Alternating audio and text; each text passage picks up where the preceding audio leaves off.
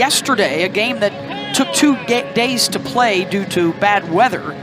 And fortunately, that has moved on, and we are ready to go on this final day of the regular season. SEC tournament starts in Lexington on Tuesday. And the only seed we know so far is the number 15. That'll be Kentucky. All the others up for grabs. Kai Minor will lead things off, the starter out in center field, the freshman. The most productive freshman class in the country, these Oklahoma Sooners. We talk a lot about Kendall Wells because of the home run record she's chasing, but Kai Minor has just been off the charts. Look at that batting average at 442, moved up into the leadoff spot about midway through the season and has not relinquished it. There's a lot of different tools in that shed. She's got ability to hit for power with those 7 home runs, great average, but a lot of speed as well.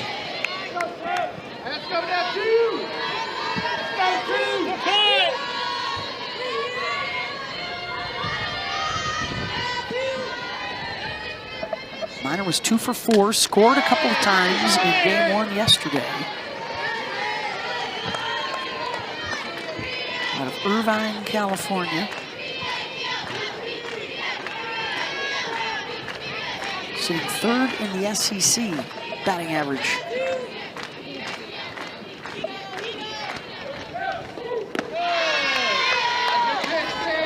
Two and 2.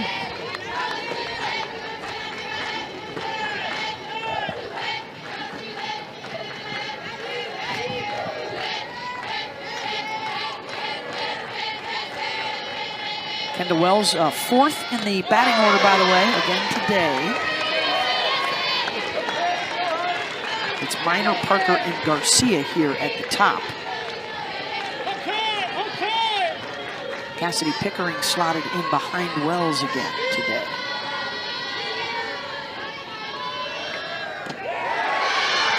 He missed it inside, and the leadoff walk from Minor. The starting lineup for the Sooners, and we will show you all the home runs that they hit as well. Led by Wells with those 36. Everybody on the team that hits has a home run, at least 4 of them. As they have set a new NCAA single season mark with 170. That 170th was off the bat of this young woman right here, Ella Parker, yesterday. Actually, 2 days ago when game 1 started, it finished yesterday.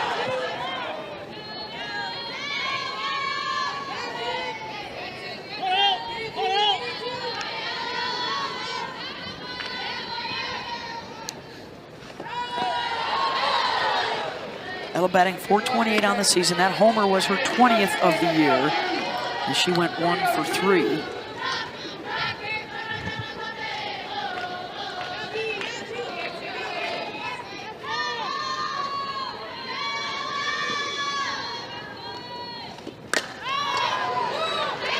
Pops it up to the left side. KK Dement, the shortstop, is there, 1 down.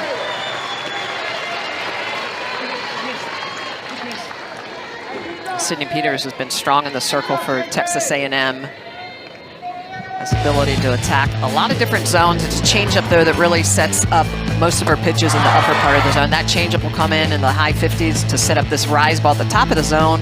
She also will use a rise ball more mid-thigh, so a low rise, high rise combination with that changeup.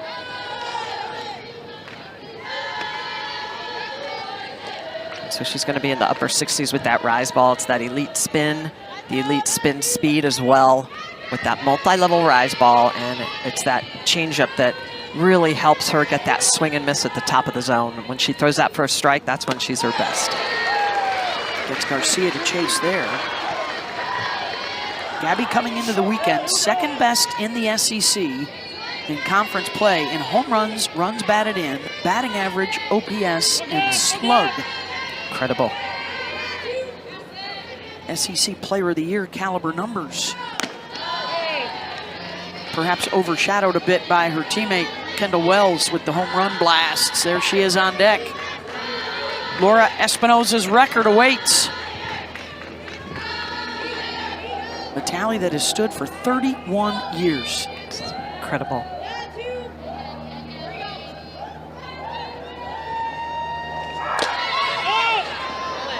hit and run on there. Garcia fouls it off.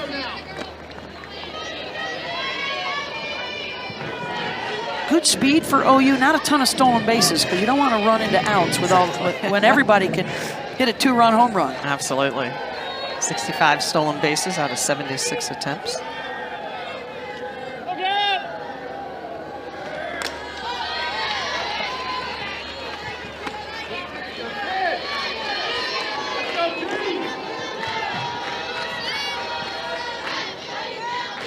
Update on the other game going on right now. Georgia is beating Florida 5-1 in the 5th inning. If that score stands, that would knock Florida out of the championship chase. Georgia right now penciled in with LSU in the 8-9 game at the SEC tournament.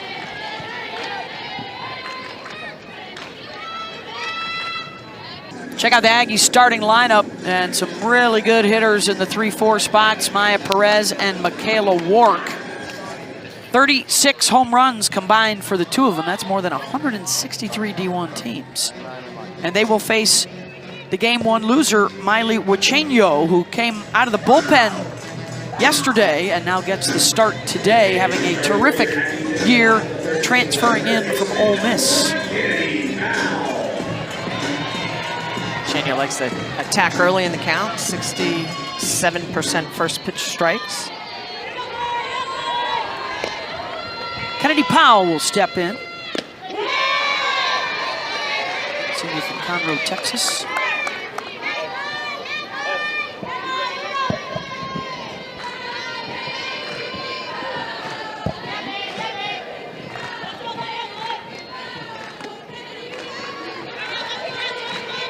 They were able to get to Wachenio right away yesterday in that big 6th inning. 5 hits and a couple of walks. Miley was unable to get an out.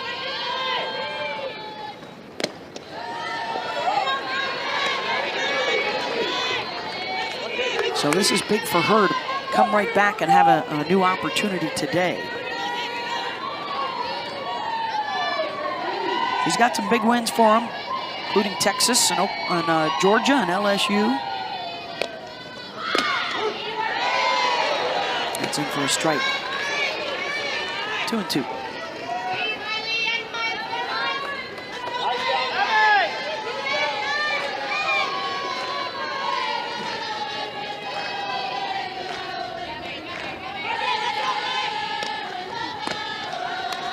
This is high. A&M did yesterday so effectively. When Wachenio came in, they just did not chase pitches out of the zone.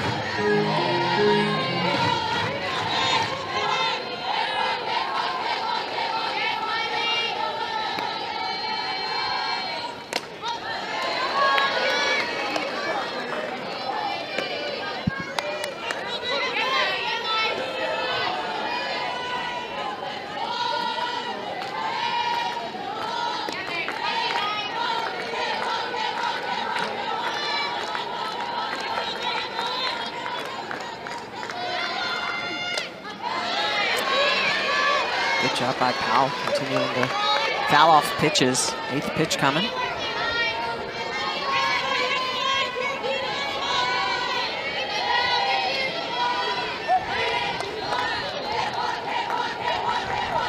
Full count.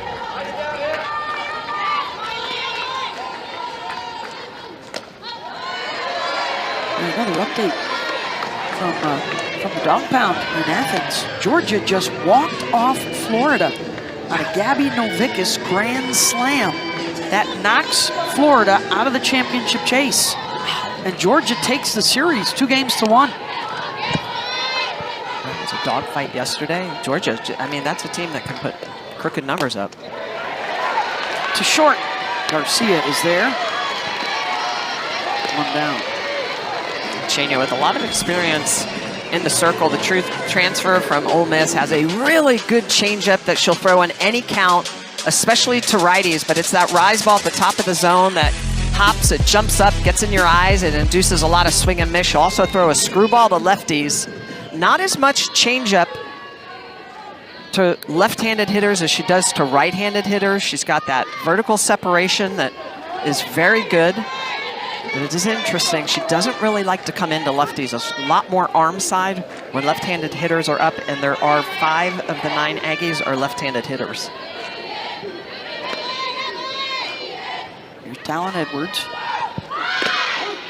Thought about the bunt.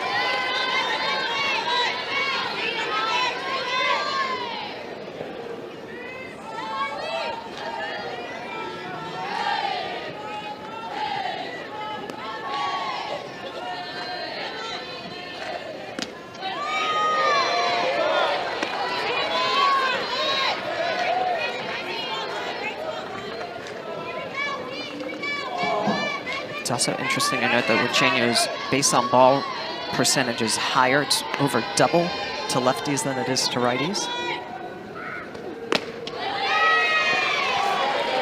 Another 3-ball count. Steve Gould behind the plate today. Marty Abazishan at first. Cameron Ellison at third.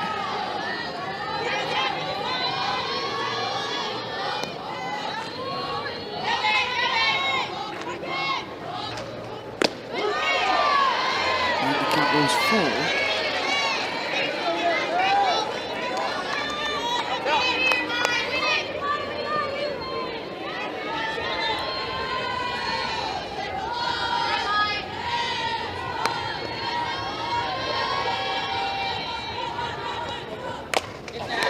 Off the glove of Emmerling at first, and Edwards is aboard.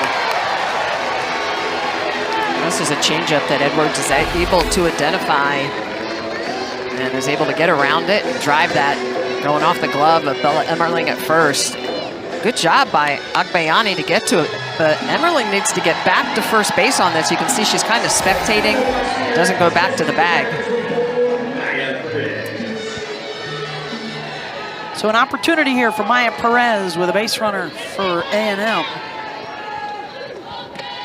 Their best hitter and one of the best in the SEC.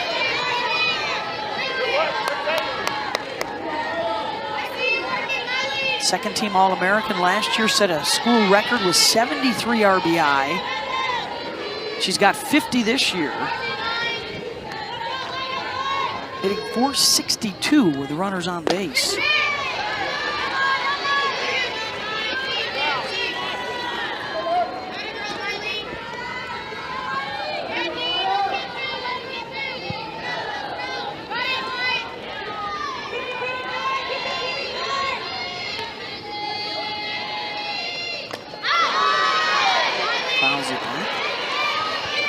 Reminder coming up, actually due to lead off the top of the second. Kendall Wells still looking for that elusive home run to tie an NCAA single season record that has stood since 1995. Looking for number 37 in her rookie campaign at Oklahoma. She's coming up.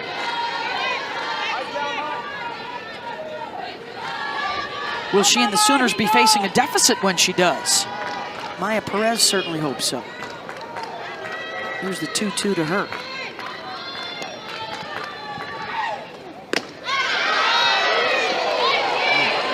Nice pitch on the outer half, doesn't get the call. They've been really attacking Perez all underneath the hands. Go to that outer half.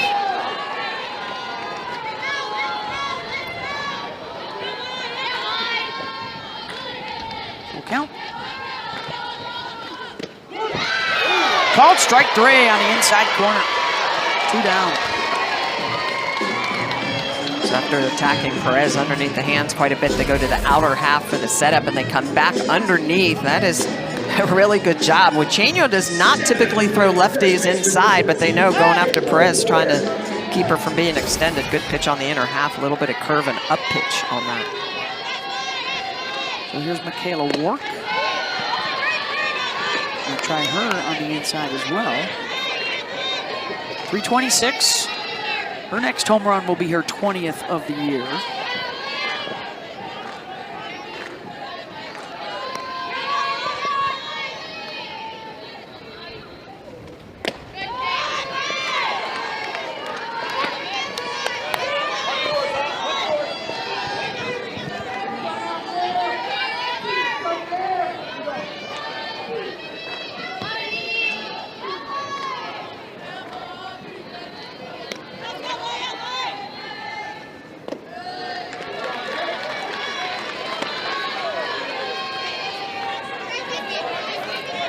This just shows how important it is for Flau'Jae to work from ahead. Batting average against just $173 when she's in control, and when she's behind, it jumps all the way up to 370.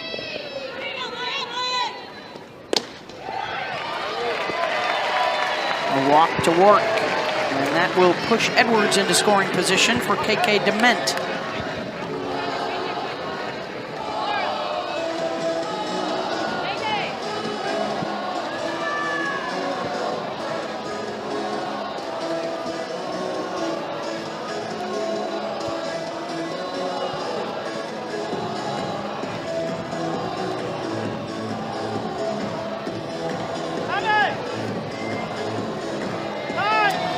Freshman Kendall Wells goes out, talks to her teammate, pitcher, Flau'Jae, just trying to settle her in after a 4-pitch walk.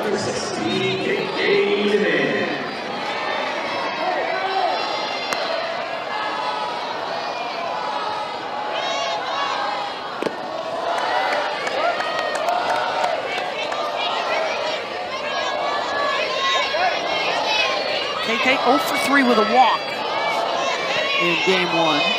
351 RISP on the year. Her RISP was higher than her batting average. And I'm sure that was part of not wanting to give work much to hit. Walking her on 4 pitches, trying to go after Dement. Well, the strike zone an issue here early on for both sides. 6 straight balls out of the hand of Flau'Jae.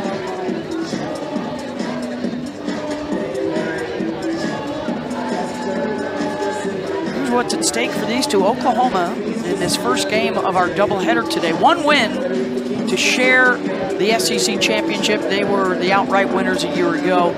And for Texas A&M, they need to sweep the doubleheader today to win the whole series. And they need Alabama to lose to South Carolina in Tuscaloosa. That game starts in about half an hour. So we'll keep you posted on that. Georgia taking 2 out of 3 from Florida. They just beat the Gators with a walk-off home run. And so that eliminates Florida from the title chase. So it's down to these two and Alabama. All still with a shot at the crown.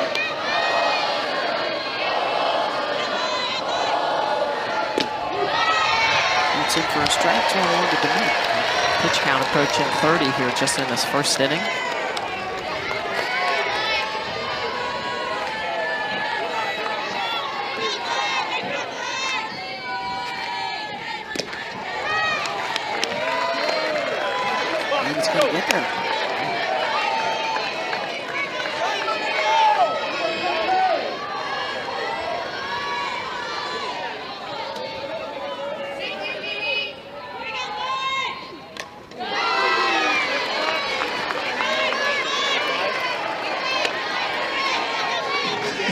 Count with 2 down, so the runners will be on the move. Edwards and Wark aboard.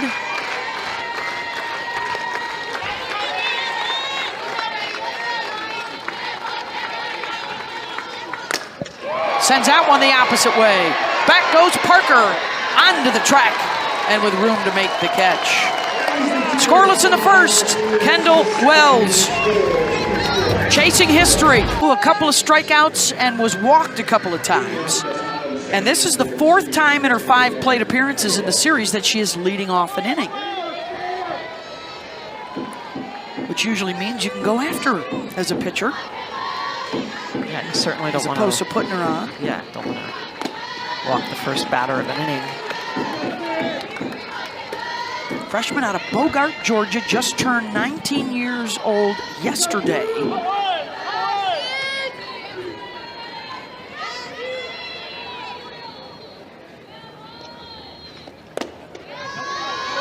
It really is incredible when you look at her numbers all the way around, the 36 home runs, but 33 walks on the year, but it's the slug. It was over 1,100 yesterday, Yep. Dropped just under.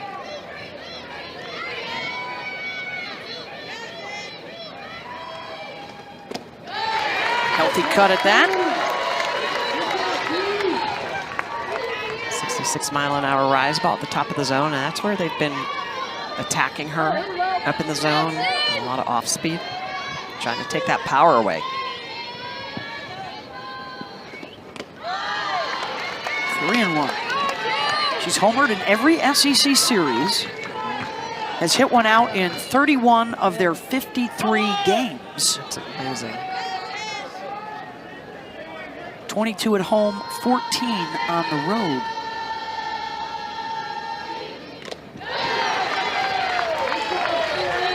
And a full count here.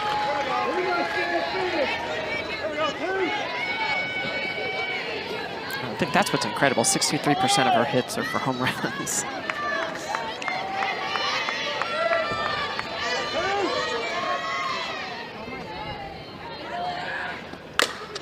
A rocket and a one-hopper off the wall and left. They will hold Wells to a long single. And she's got her first hit of the series and the lead off the board for OU. And this just shows the type of hitter that Wells is. She's going to get a pitch in the upper part of the zone. That's a rise ball, and look at where it's located. That is a way up by her set very well to limit it to a single. That'll bring up Cassidy Pickering.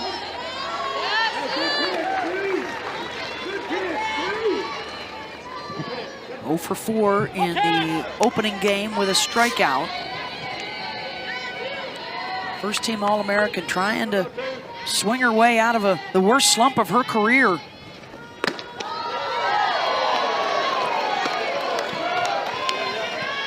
Told us the other day she's just trying to stay present. Each at-bat is a new one. Swing free.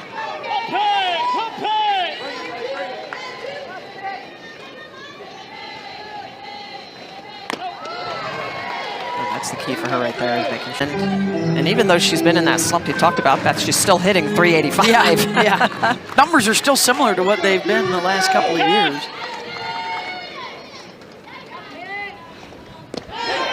Takes a look at a strike there, 2-2. Nice changeup by Peters. Yeah, does not have a hit with a runner on base in her last 14 plate appearances.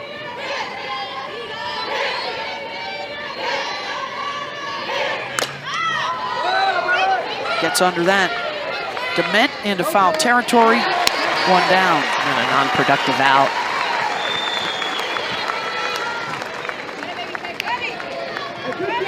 She'll go back and pass a little info to Abby Dayton.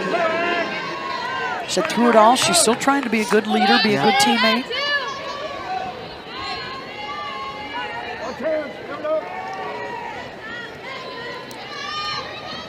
Dayton 0 for 3 with a walk and a run scored in game 1. They jumped in front 4-0 in the second inning yesterday. Ella Parker hitting a 2-run home run, and then the rest of the game they were 1 for 18. The A&M bullpen shut the bats down. So OU looking for a bounce back at the plate today. A team that averages 10 runs per game. Yeah, they looked a little bit out of rhythm as the game continued on. They got that early lead as you talked about, but then you could just see they struggled a little bit. A lot of off speed, a lot of in and out of the plate.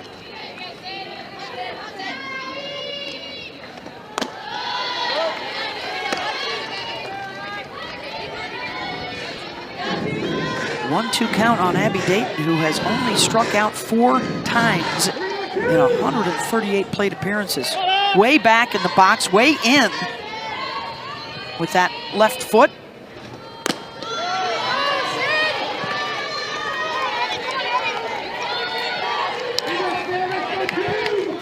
She doesn't give you much room to work with on the inner half.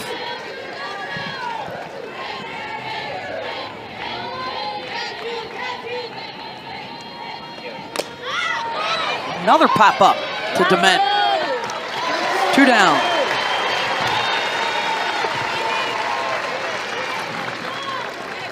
You see Patty's a little frustrated. She's given some information to Bella Emmerling saying, look low, something down in the zone. Peters' rise ball has been effective in the top of the zone, inducing those pop-ups.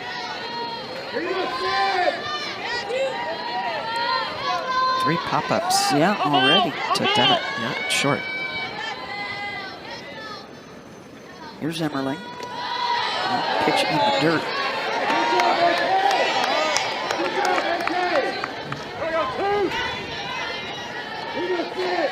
Bella's having a career year, her second one now at Oklahoma after starting out at North Carolina. Batting average up 200 points this year.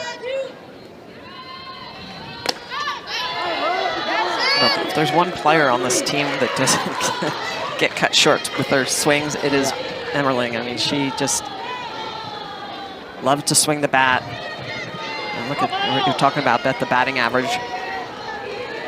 212 up to 400. The slug way elevated.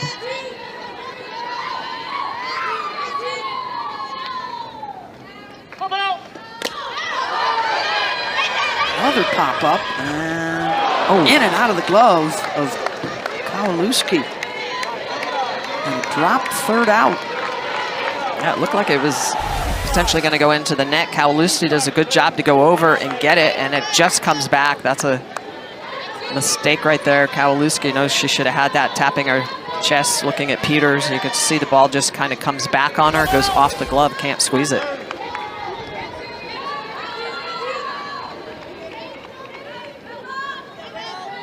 1-2 pitch.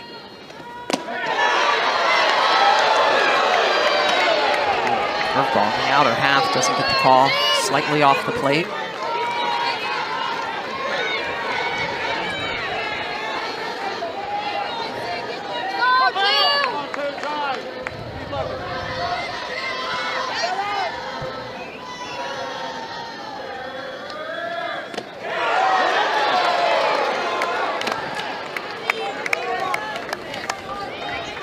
And the count goes full once again.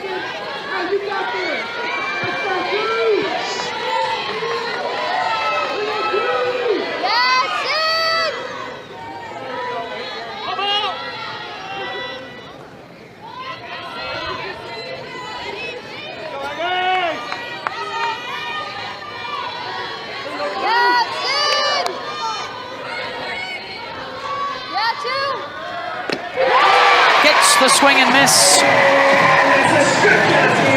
Sydney Peters. Maya Perez leading the way for them offensively. They took game 1 of the series. They need to sweep this doubleheader today, and they have to have Alabama lose to South Carolina.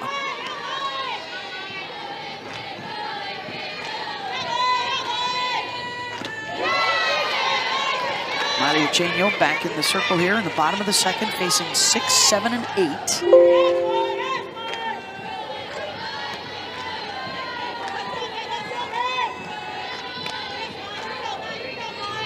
Still a chance at Oklahoma. If they win one of the games today, they have at least a share. If they win both, they are the outright champs. And still the possibility that Alabama could be an outright, or excuse me, a piece of the championship as well. So many scenarios. Alabama actually does win it outright if they win and Oklahoma gets swept. Crimson Tide were picked 9th in the SEC preseason. Outstanding. The win from her, especially with Kowalewski being a left-handed batter. Great dive to get the glove in there. Miley Wichenio giving the hands-up salute, saying thank you, Abby Dayton. One down, here's Kelsey Mathis.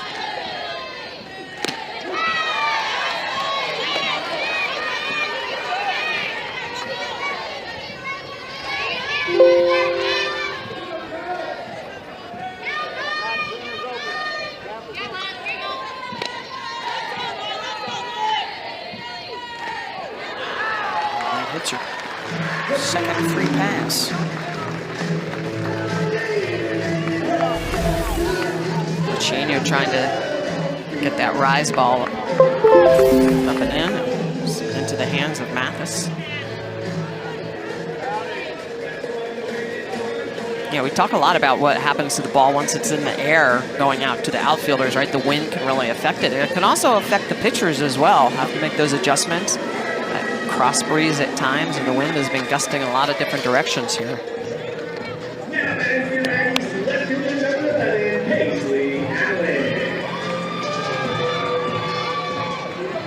Here's Paisley Allen.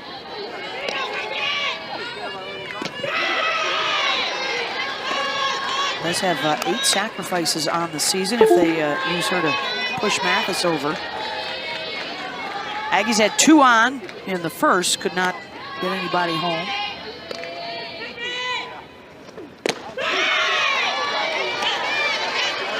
And to your point, Beth, one of the reasons why you look at that is look at where this right side is. I mean, they are way back. So if you're thinking bunt, you want to put it down that right side.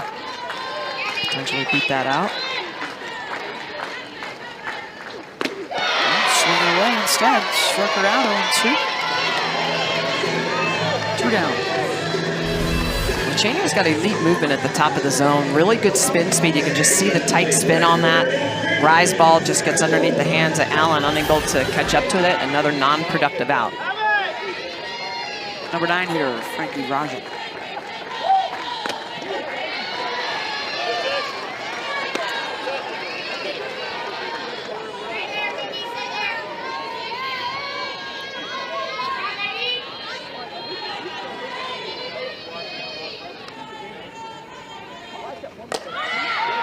Center, Minor is there. Side retired. Scoreless through 2 in Aggie. Not so far against the Aggie pitchers. Let's see if that continues. 1 home run in game 1 from Ella Parker. And here is 8-9 in the top to face Sydney Peters.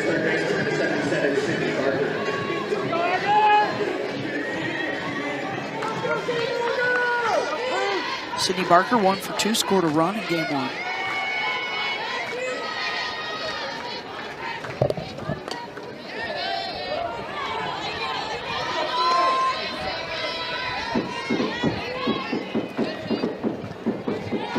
Pop-ups and strikeouts so far for the Sooner hitters.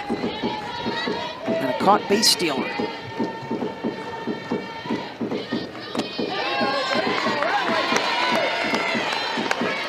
2 to Barker.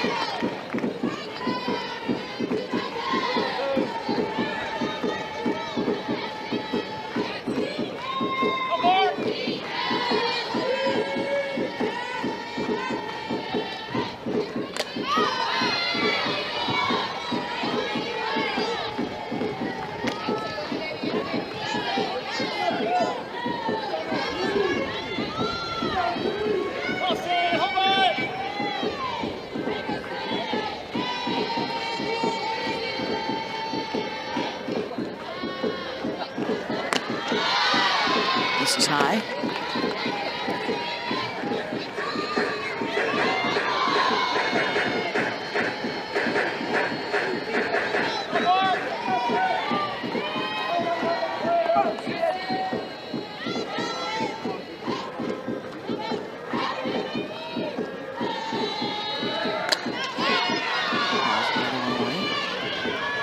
Peters has been doing a good job with that rise ball, elevating it out of the zone, but still competitive, and then brings it down a little bit more, and has been getting the Sooners to do a lot of that.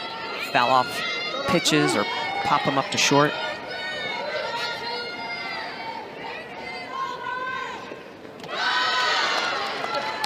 It's in the dirt, 2-2.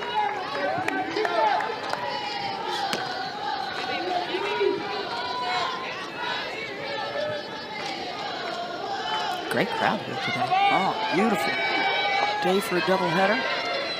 Big day in Aggieland with baseball here, the Savannah Bananas here.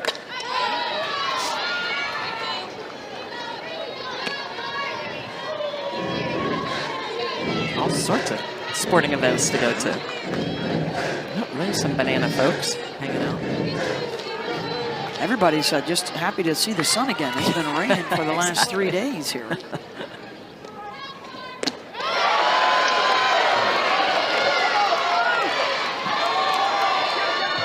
Nice rise ball in the outer half. Barker, good job not chasing out of the zone.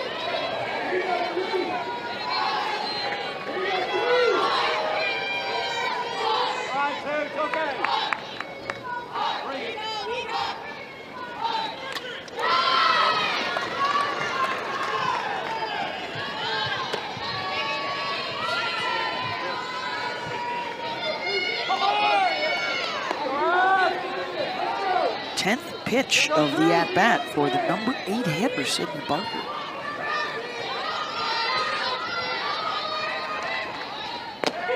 A draw, oh, called strike 3.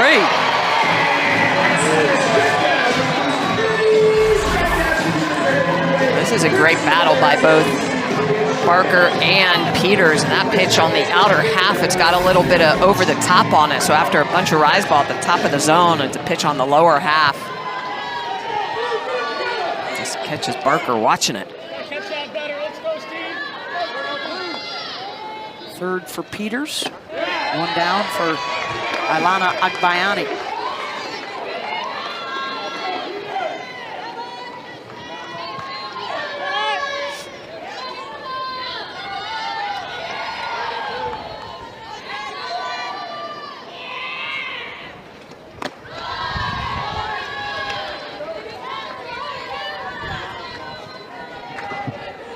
.393 on the season for Agbayani, 0 for 1 with a walk in game 1, hitting out of the 9-hole here in this series.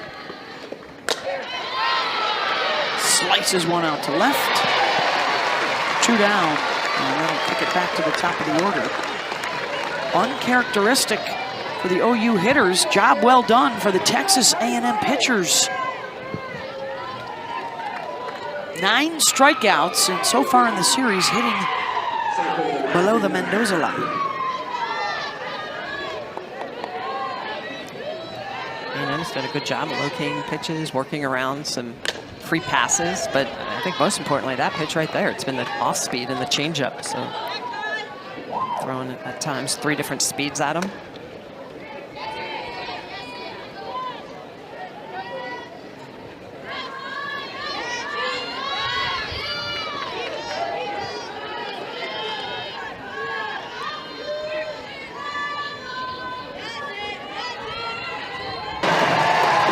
Kelsey Mathis going back on a ball. And for Oklahoma, they need to win 1 game of this doubleheader for a share. If they win them both, the title is theirs outright.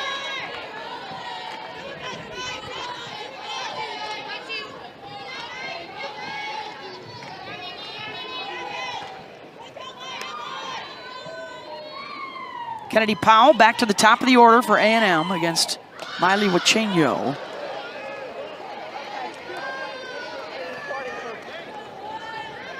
Kennedy grounded it shorter first time up.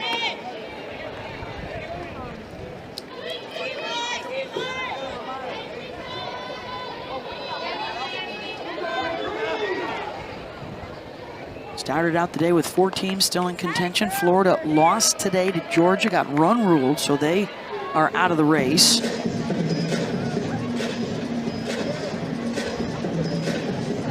See if that ends up costing them a top 4 slot and a double bye for the SEC tournament.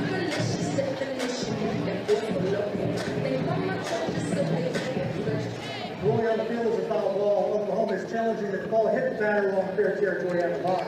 Previous plays under review. Okay, so Oklahoma thinks that that ball hit Powell in fair territory, and if that's the case, she'd be out. She would be out, yeah, out of the box. I think that's what they're looking to see.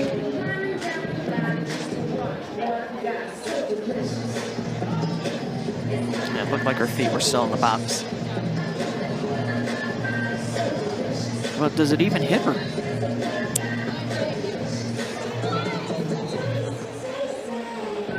Oh, that toe is out of the box. I think it rolls off that front foot. Well, there's 2 things at play there, right? If it hit her in fair territory, she'd be out, but also if she's out of the batter's box, right?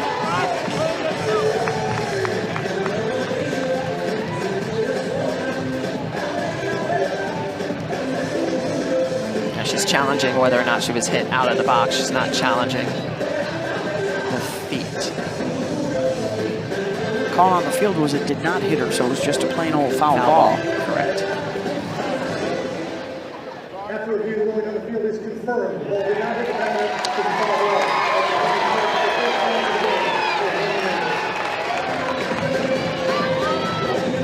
So that is the first of their 2 challenges.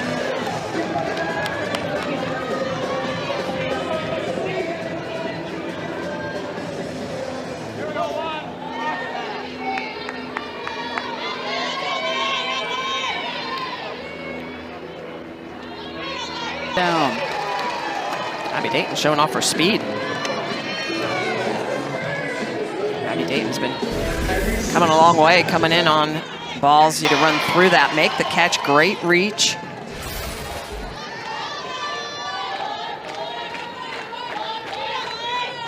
There's Talon Edwards.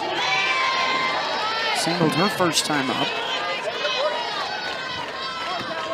Talon had an RBI double and an RBI single in game 1.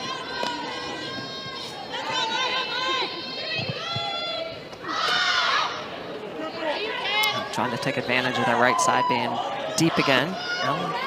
Talon does not always bunt a lot, but looking at that right side again, you can just see how far back they are. They're just so deep in this scenario where they're thinking, all right, if I can put this ball down, it's going to be a tough play for Flau'Jae.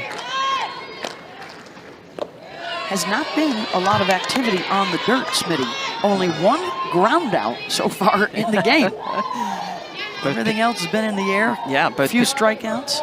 Both pitchers are rise ball pitchers, and you see that induced pop-up often, and a lot of off speeds from both of them too. That's the big thing. Off speed and that changeup just set up the rise ball, so you see that hard rise at the top of the zone, and it makes you bite. You just want to go for it.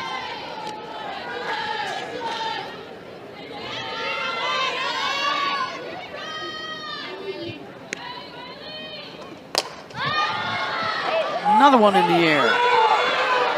And it'll drop. That's a foul ball.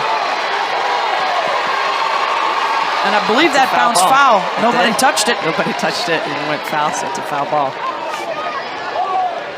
Very, very lucky for Oklahoma. A lot of miscommunication on who is actually going to take this. Barker coming in, Garcia the shortstop. Flau'Jae is clearing the deck.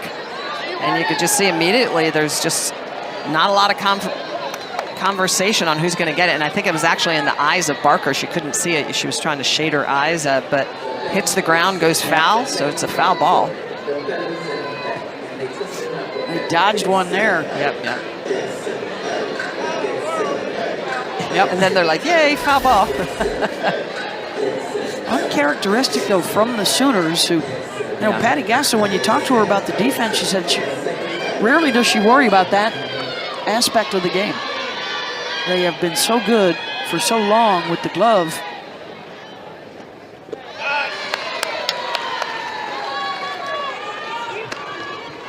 Patty Gasso herself, she was a big defender, and she enjoyed defense. Do we agree that was probably Barker's ball? Second hit of the game for her. Talon Edwards just being opportunistic on off speeds, and she gets another one that she just rips down the line the way she stays back on this, gets it past the diving Bella Emmerling, and she can see the play in front of her, so she knows she has the opportunity to go in hard to second. So a double for Talon Edwards, having herself a series against Oklahoma. Well, and sometimes the game knows. She ends up with a double anyways, even after the defensive miscue. The game didn't let her down. Here's Maya Perez now with a chance to drive in a run.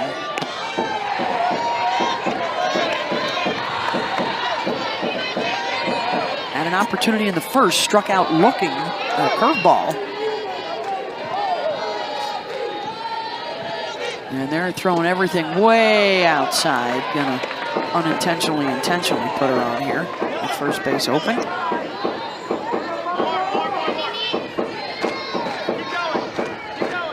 We've seen issues with this. That's how Georgia won the Florida game yesterday, right? Yeah. So important for pitchers, for batteries, to work on intentionally walking hitters. You don't do it a lot, but when you do it, you got to be spot on.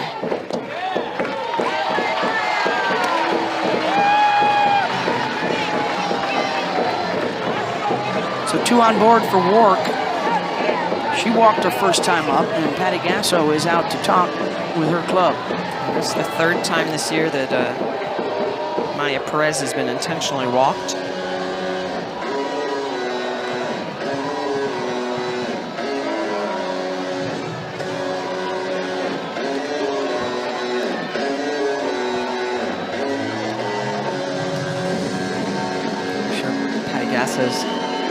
talking a little bit about positioning to that infield, making sure they're in a good spot. Michaela Wark is right-handed, so opportunity to potentially try to roll a double play to get out of the inning. So in that big 6th inning in game 1 yesterday, Perez was walked in front of Wark to load the bases, and Michaela delivered a 2-run single. And with an error on that play, all 3 runs came in to score. All 3 base runners. And so here she is now, 2nd day in a row with a big chance to back up her teammate.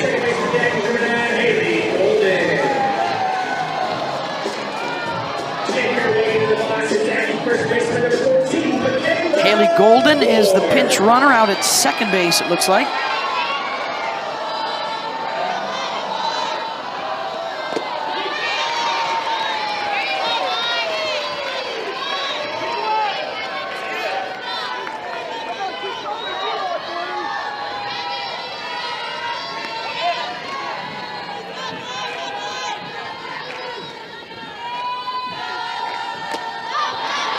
Infield pop up. Wells will take it. 2 down. Oh, by the way, she'll put the glove down, pick up the bat. Due up 3rd in the top of the 4th inning for Oklahoma as the home run chase continues.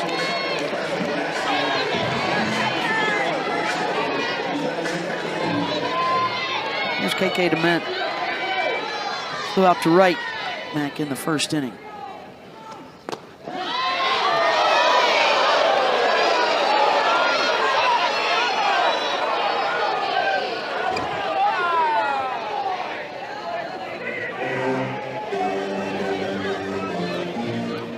Jeff Harper going to talk with his hitter, get DeMent refocus.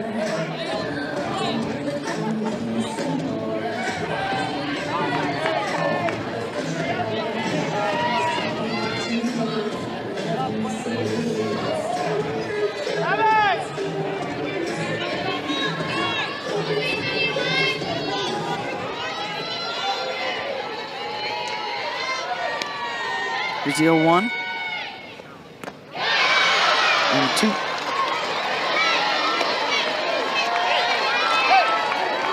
Nice changeup by Flau'Jae. Big pressure situation here, bottom of the 3rd with runners on. I'm afraid to throw that in any count.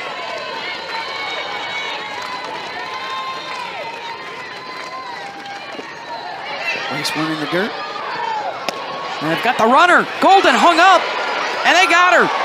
Base running error ends the threat. And I think they're going to challenge to see if the slide was underneath the tag.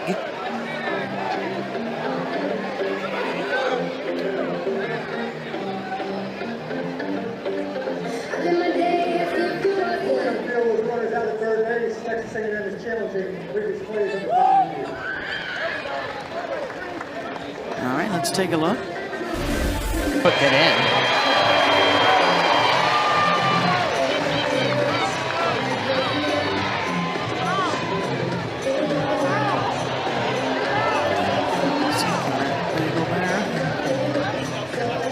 Tag is Yeah, it looks up on the shoulder, and it looks to be like it's in time. It's hard to tell that foot if it's hitting the ground from that angle or if it's hitting the back. Good job by the defense for Oklahoma. All right, so that'll end the threat, and we move on to the 4th. And another look at Kendall Wells swinging for history. 2 up 3rd this inning for the Sooners. The bats have been quiet. Just 5 hits in 10 innings so far in this series. Only 1 through the first 3 innings here this afternoon. Ella Parker to lead things off. She had the last big swing for them, the 2-run home run in the 2nd inning. Game 1 on Thursday, which we finished yesterday due to a weather situation.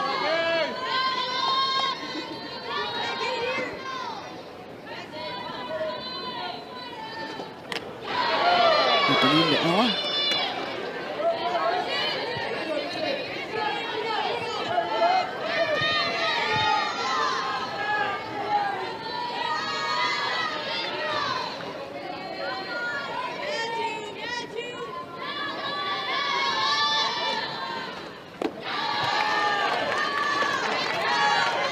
Use those 3 different speeds against Parker. Take away that power, rise ball. Upper part of the zone, an off speed and a changeup. Falls behind 3-1. Parker just so good in any count. Yeah.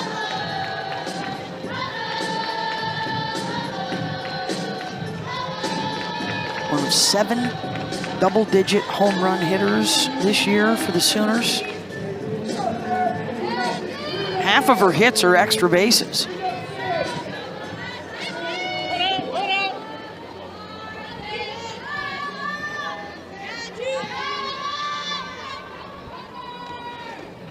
Swing and a miss there, full count.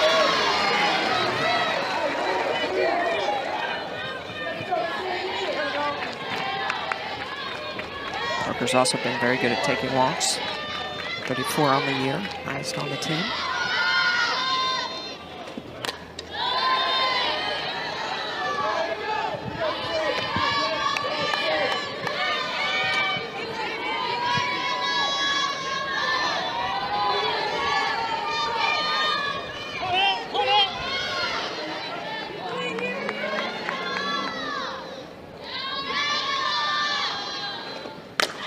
Waits on it and just fouled. Yeah, that's why she's so hard to pitch to, because she'll foul off the rise ball at the top of the zone. That's a borderline pitch, and then you throw her a 54-mile-an-hour changeup, and looks like she can slam that down the right field line.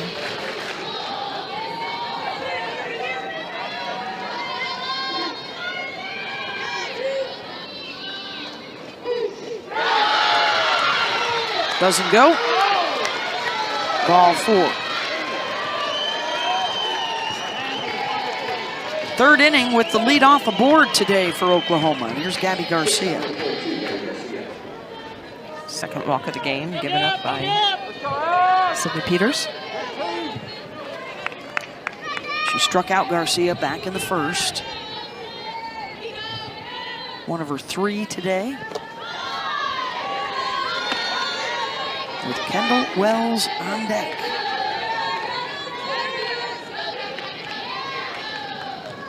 Trisha Ford going to come out and talk a little bit with her battery. Peters starting to work from behind, and you know that changeup is an important pitch for her to be able to throw for a strike, as well as some of her harder stuff when she starts missing outside the zone and non-competitive pitches. That'll usually just pull the pitching coach out.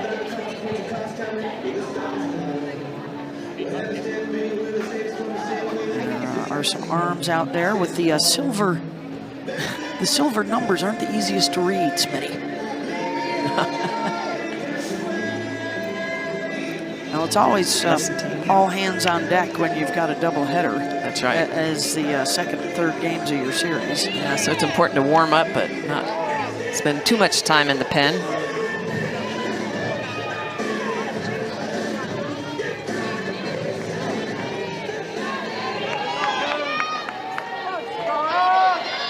So the Sooners with a base runner, just the third one of the game. None have gotten into scoring position yet.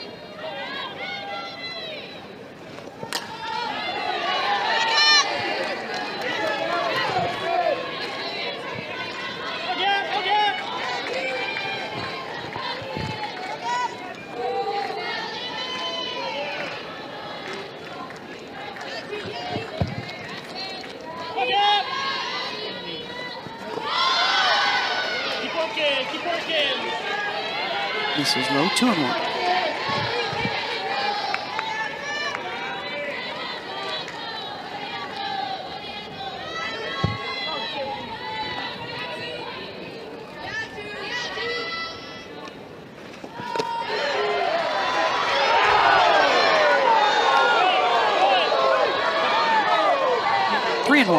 Curveball in the inner half, just inside.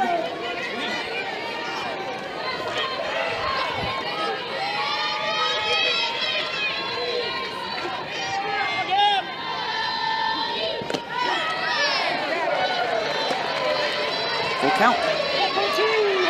Nice low rise ball in the outer half.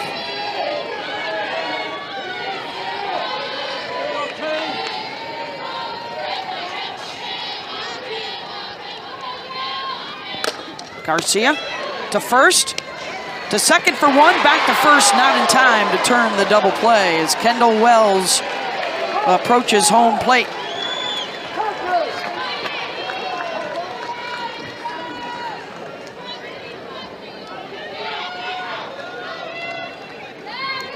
Singled back in the second. 36 home runs on the year.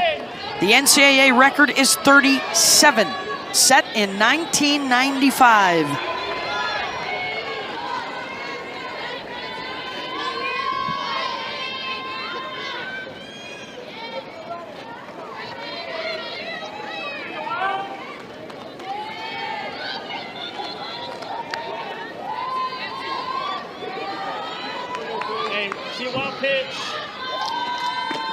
Wow, even with the runner at first, they're going to go ahead and intentionally walk her. Looks like it.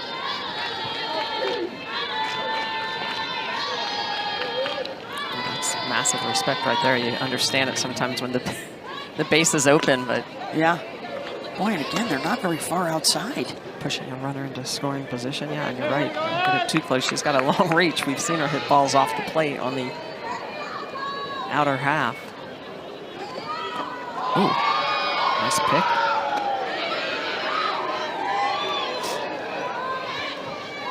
For all those young pitchers out there, this is a skill you have to practice.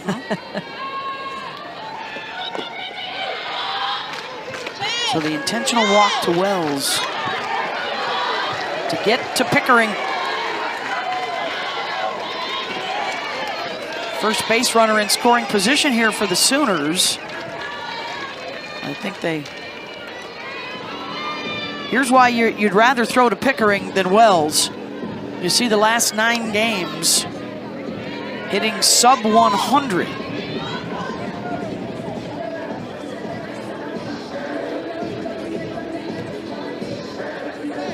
Looks like they'll use the pinch runner for Garcia at second instead of for Wells at first. Cheney Helton. Wells was running off the field, and Patty's like, no, not for you. To second base for Garcia. The other one.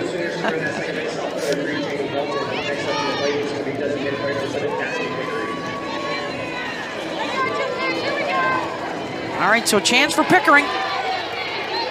2 hits in her last 9 games, 1 RBI.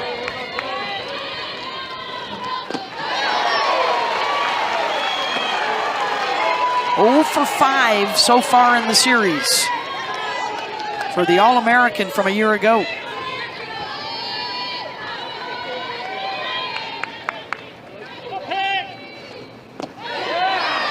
And down 0-2. Nice pitches by Peters.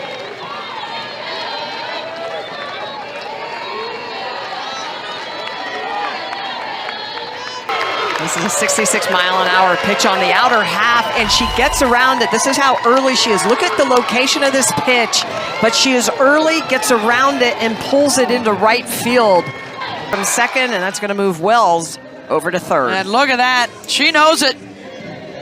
That'll make you feel a little better. That's a 0-2 pitch. That is a mistake. It should have been a little bit more outside by Peters.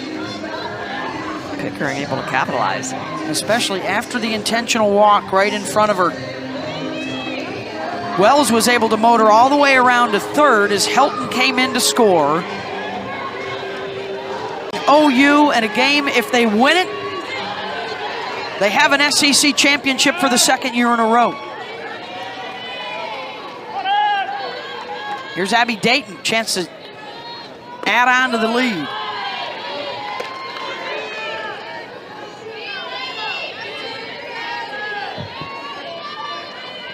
Abby Dayton, not known for a lot of power. 2 home runs in her last 3 hits, does not score. Wells scores on a Dayton squeeze.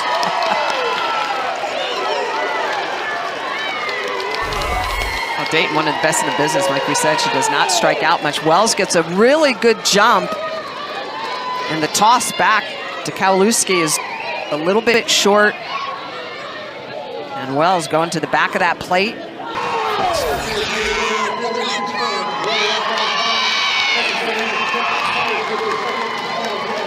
All right, so that is the final challenge for Texas A&M, and they do not win that one. How How about calling the squeeze for your catcher to score from third base? Yes.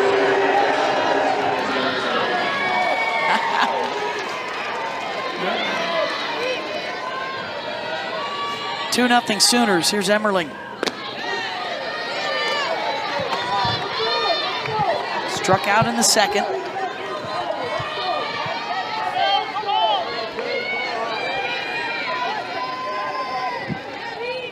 A single, a couple of walks, one of them intentional, and then a squeeze.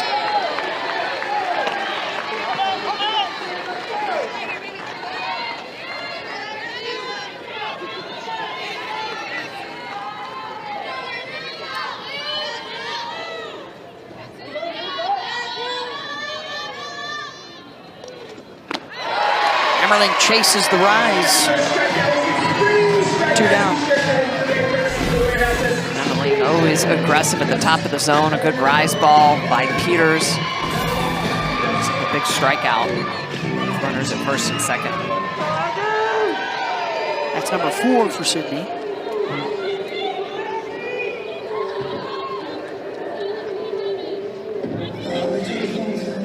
And we have a pinch hitter here, Lexi McDaniel.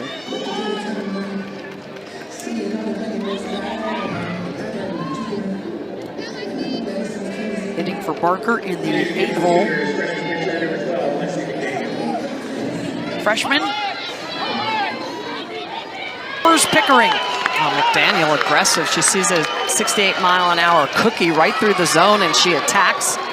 This is big. The freshman coming off the bench. You mentioned it, Beth. She's been outstanding at 400-plus batting average, double-digit home runs, and she does not wait. She sees that cookie and drives it right back up the middle. An RBI single. And I almost catch Dayton at second. Easily going to score Pickering from second.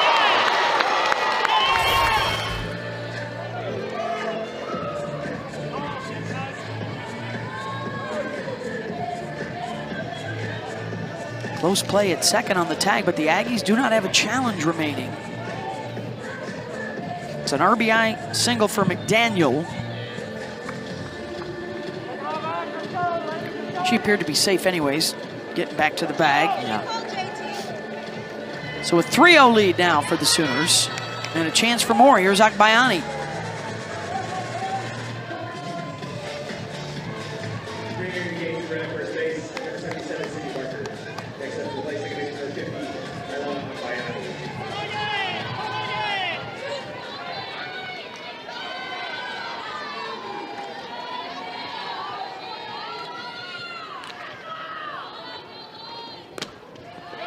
Sydney Barker has re-entered. She'll be out there to run at first base.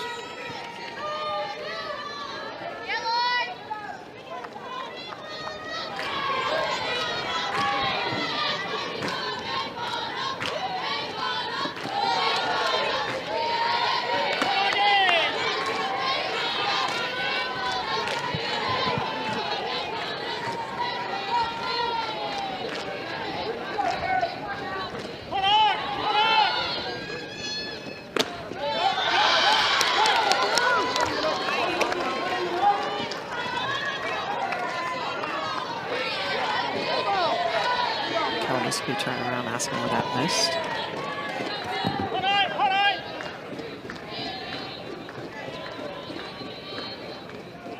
.30 pitch. Off the corner.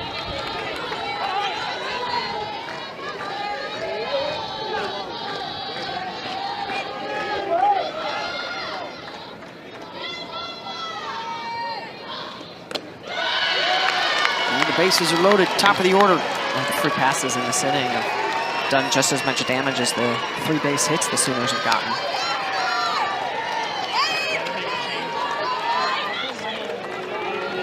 And it might be a change afoot.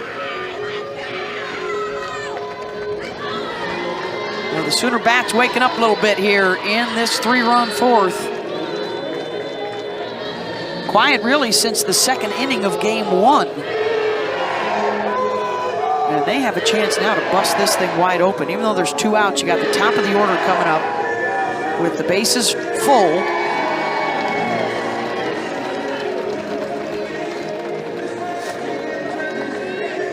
pitching change here for the Aggies. Kai Minor will be the 9th coming to the plate this inning when we come back to Davis Diamond. To work in game 1, allowing just 1 hit. And she's coming in with some trouble around her. Bases are loaded of Sooners. Already 3 runs on the board here in the 4th, and it's the leadoff batter, Kai Minor. A walk and a line out.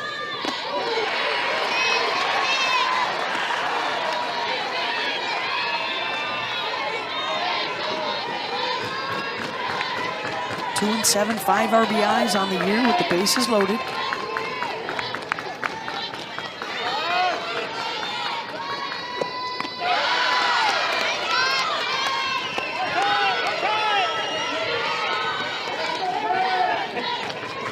Three free passes, a couple of singles, and a squeeze bunt in the inning for OU.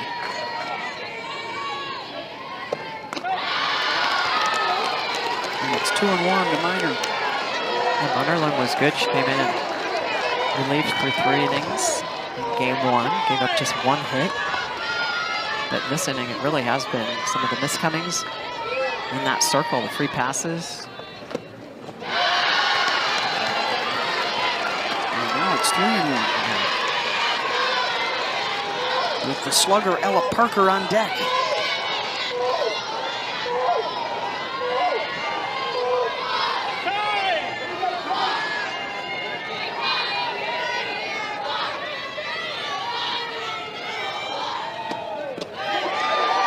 Nice pitch of speed. Minor does not walk a lot. Just 10 walks on the year. She's a swinger. 2 outs, bases loaded, full count. And Minor rolls 1 to first, and that'll end the inning. Today to South Carolina. Florida eliminated from the race with a loss today. Georgia walked them off. Big game yesterday, too. Big Georgia win. It's mayhem. How about that on May 1st? All this goes down. 5 of the top 10 lost yesterday.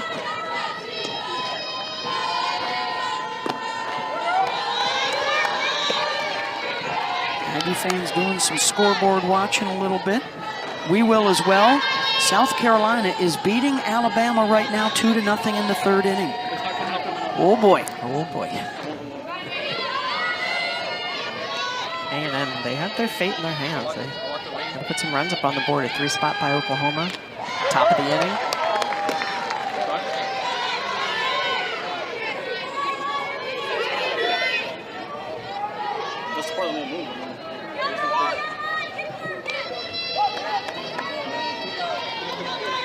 KK Dement leading things off here for the Aggies.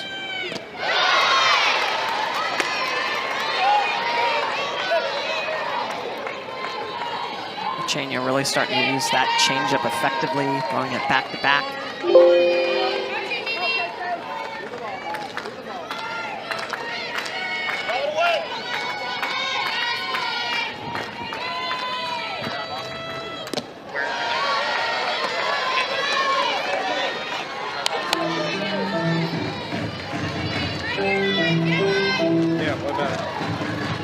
What? Another full count. Yeah.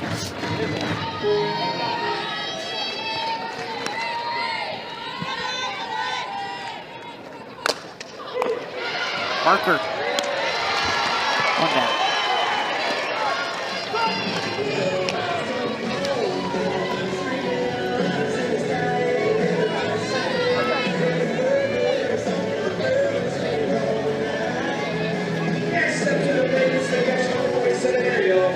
Here comes Ariel Kowalewski.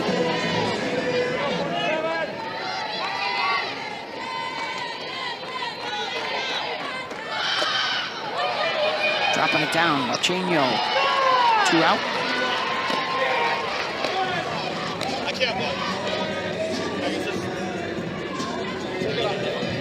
Kendall Wells due up in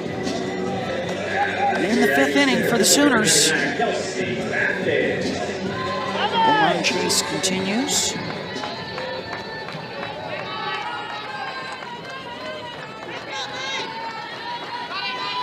He's due up 3rd.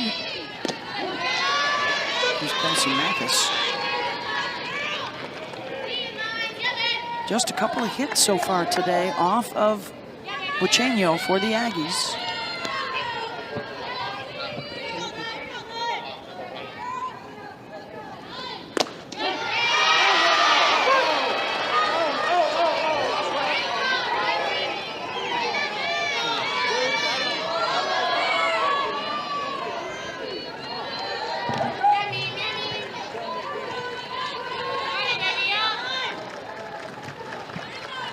Two pitch.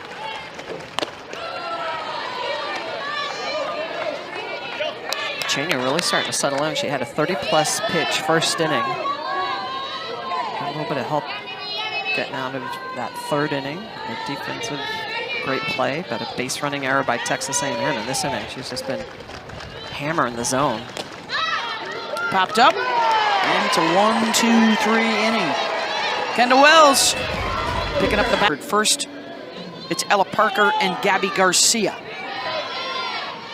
3-0 Sooners, a 3-run 4th inning.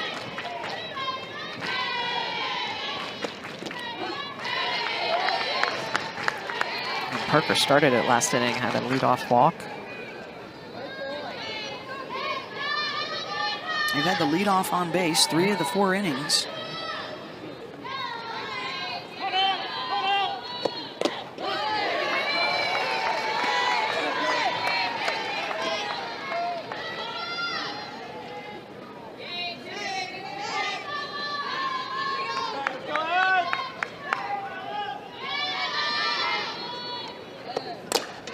Reaches for it and grounds it to short. 1 down.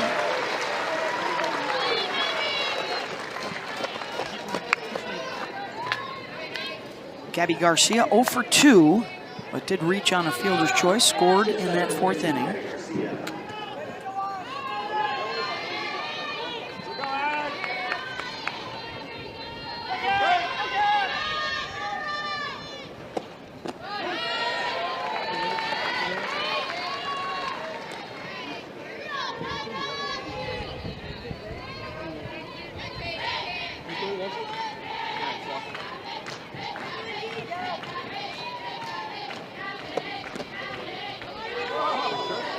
You know, Beth, we talk about how important the little things are in this game. Garcia rolled that ground ball, her last at bat, over to work at first base. They got Parker, the leadoff, at second, but they didn't turn the double play. And it just shows the importance of hustling and getting down the line. If she'd have done that, that 4th inning would have never materialized for Oklahoma. They wouldn't have put that 3 spot up there, but that absolute hustle, because that ball was mashed at work, that absolute hustle to not be doubled off changed the complexity of that entire inning.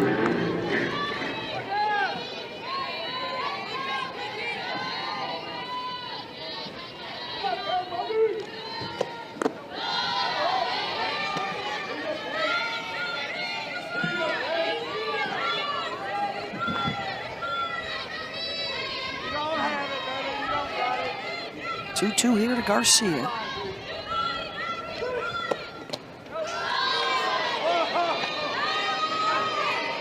I feel like we've been seeing full count a lot today. Been a lot of full counts. Both pitchers slinging a lot today.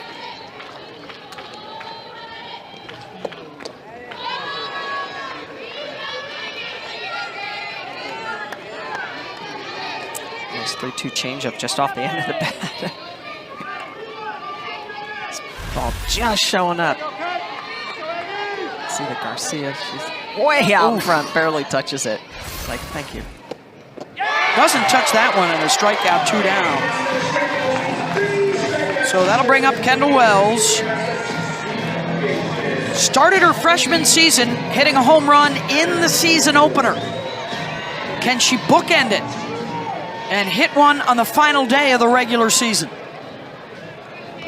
Singled in the 2nd and then was intentionally walked in the 4th. and 1 home run shy of a record that has stood for 31 years.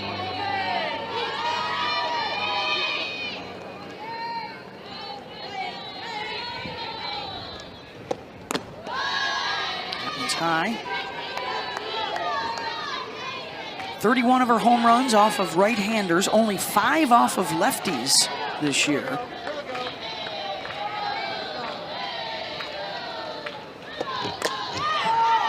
And that one will reach the stands.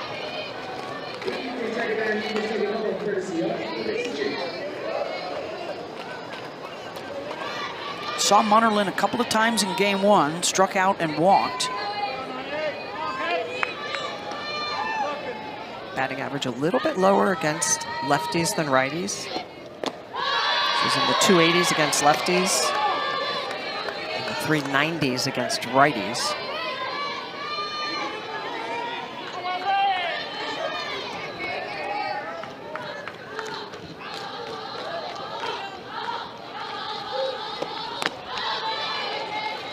Three and one. Finds herself in a good leverage count here. Good chance of changeup showing up. Looks like she's sitting it.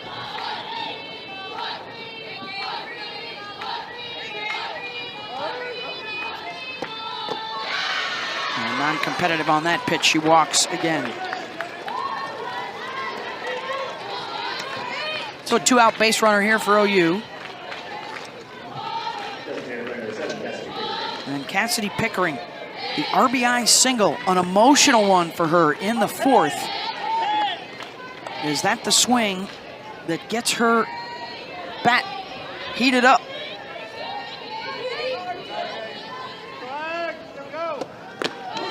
I'm sure Tricia Ford will go back and look at that 4th inning. That will be the pitch that she circles. It was an 0-2 pitch on the outer half that was just too close, trying to waste it, and Pickering is able to capitalize.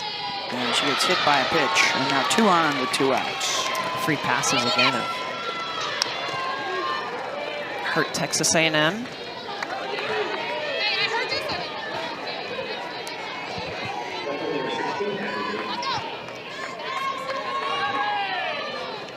Sixth free pass of the game.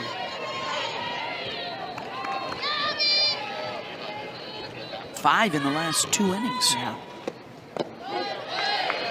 So Dayton dropped down a squeeze bunt her last time at the plate.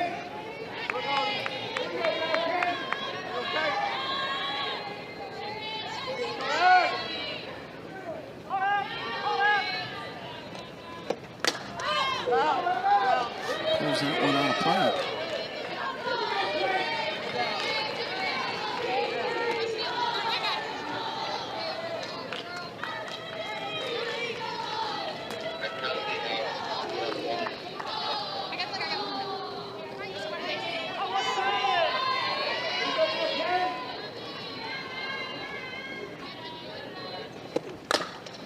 Dayton, tough hop, but Warwick able to handle it and then diving to the bag to record the 3rd out.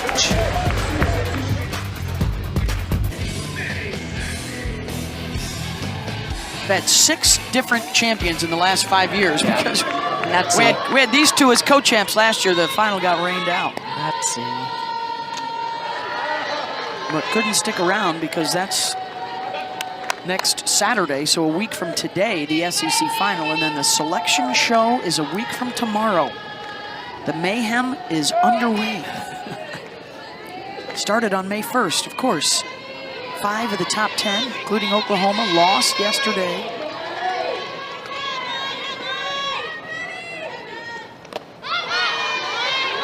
Maddie Sowney is going to try and get things going. The pinch hitter here, she had a big pinch hit for him yesterday.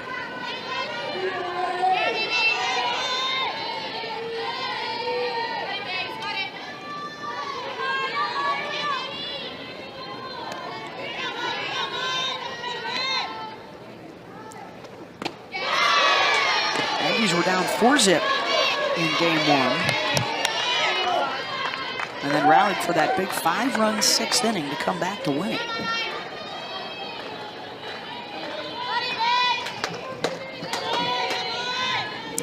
So far, just 2 hits off of Flau'Jae. When we talked to Jen Rocha before the game, we asked her, about Flau'Jae. Was she worried? Because yesterday she didn't record an out, gave up hits, gave up runs, and she said, we went back and looked at it. The exit velocities, balls weren't hit hard. They just had CNIs, and they felt confident. They made some little adjustments that she'd have a strong outing today, and she has so far.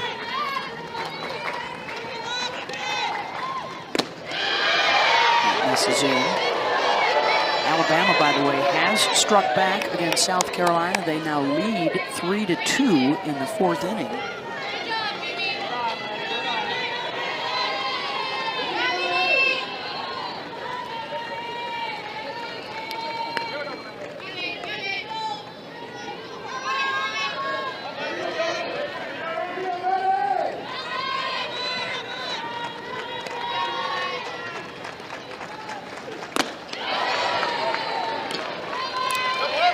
To your point, Beth, about South Carolina and Alabama, South Carolina, lower part of the conference, above 500, but it just shows the depth and the length of this conference that you're going to be in a competitive game no matter who you're playing.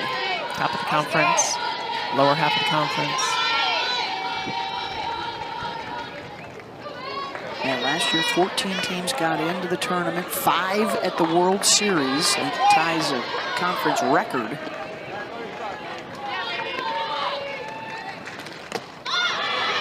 And the pop-up right back to the pitcher. Going down.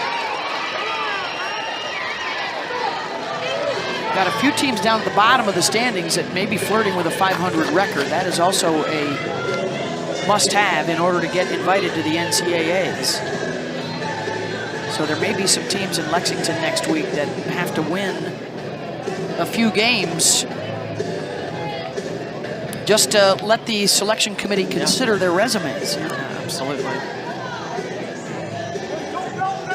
There are others that are on the super regional host bubble. Even Oklahoma, their RPI is down to 7 this morning. And then hosting a regional really may come down to Texas A&M, Georgia, Mississippi State. Yep. Huge win today for Georgia. They take 2 or 3 from Florida. Puts them back in the picture. And that'll get over the head of the shortstop Garcia out in the left. Base knock for Flau'Jae.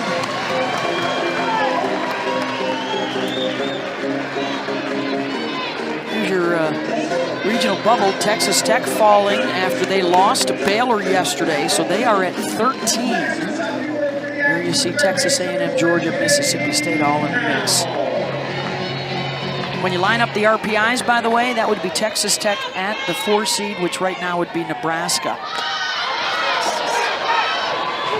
Oh, Wells crashing through.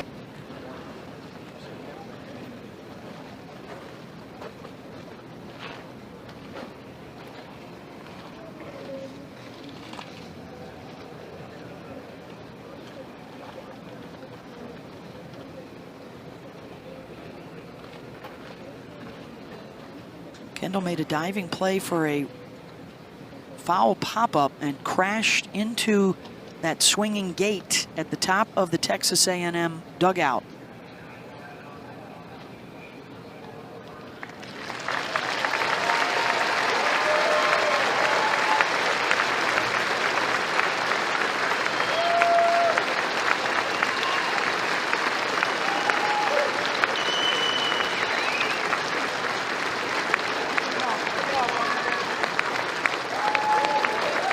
She's up on her feet now.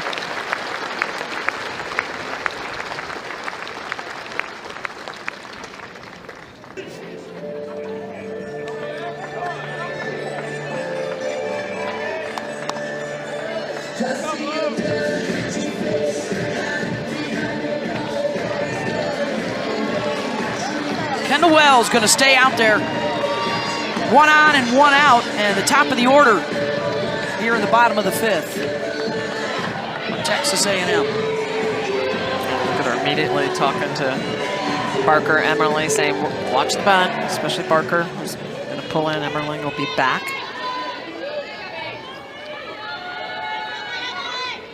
Kennedy Powell. 0 for 2, grounded to short, and flew out to left. Abby Dayton in left field has made a couple of nice catches out there today.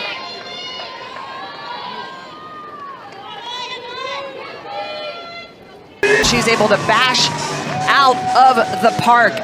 Rise ball on the outer half that is not up. You can see the load, that way she's just balancing on an exit velocity of 72 miles an hour.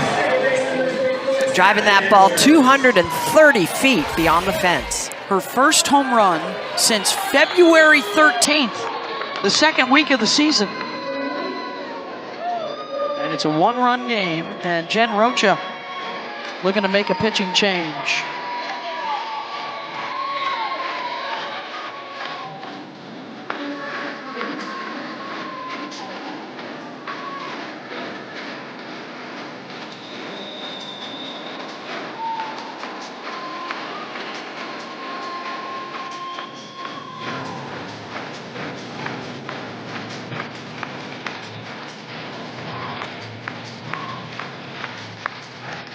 Or maybe not.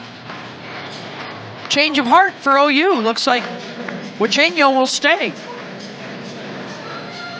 I think part of it is nobody's on, but you know, we still have another game coming up. Think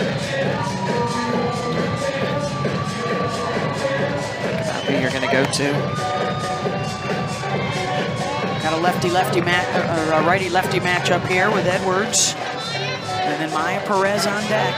I think they go hard at Edwards. Both of Edwards' hits are off of changeups.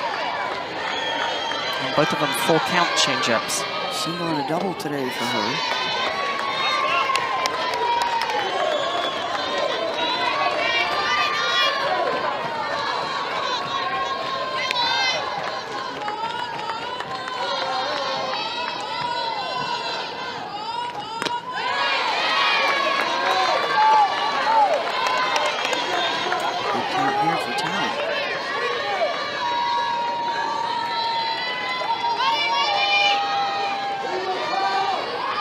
She's 3 for 3 against Huizenga in this series.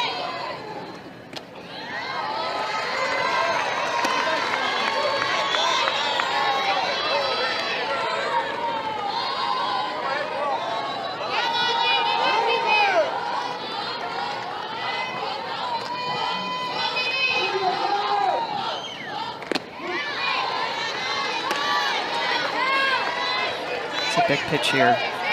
Got Maya Perez on deck. He's reached in every game this year. The only D1 athlete to have done that. 51 consecutive games. Ooh, that's a good pitch. You don't want to be walking Edwards and then forcing the hand Perez.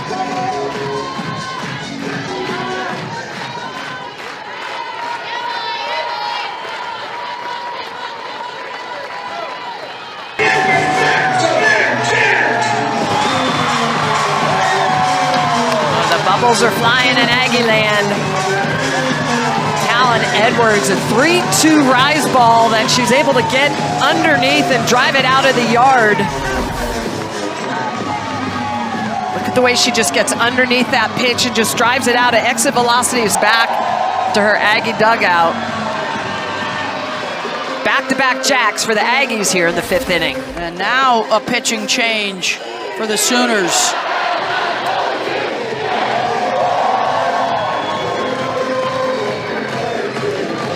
If there's one aspect of OU this year that you point to that could be problematic, it is the highest ERA in school history. And now their ace starter, Audrey Lowry, will come in out of the bullpen. Oh, and I think the other surprising thing too, Beck, those last 2 home runs, Powell just her 2nd of the year, and Edwards, she's more gap to gap, just her 5th home run of the year. The 2 home run hitters are now stepping in at Maya Perez and Michaela Rourke in the 3 and 4 holes.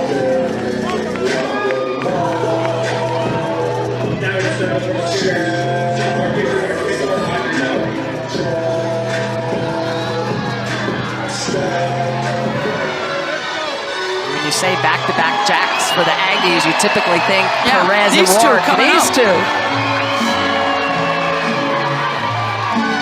Well, for the second game in a row, the Aggies fall behind and they rally.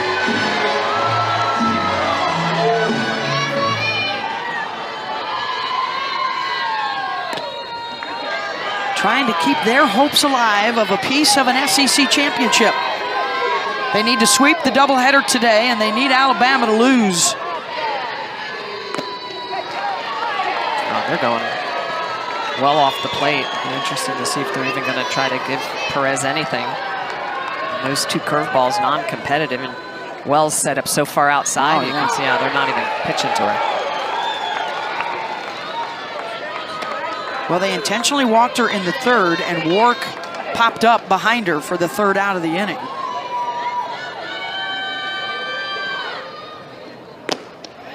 Update from the Alabama game, it's now 4-2 Crimson Tide in the fourth.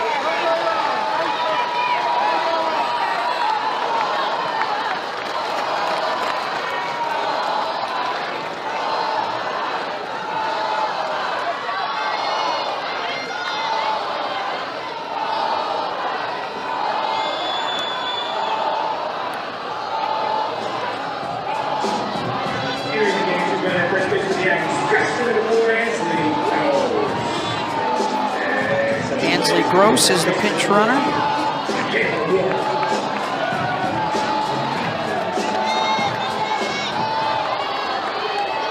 So an opportunity now for Wark. Go ahead run on base.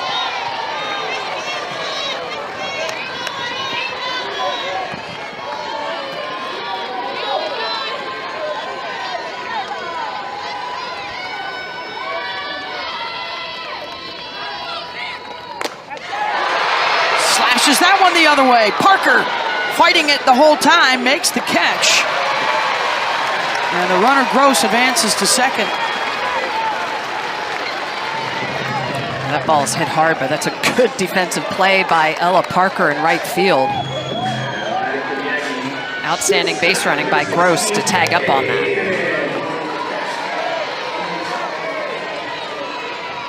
Runner in scoring position for KK DeMent. 2 outs and a chance to take the lead. In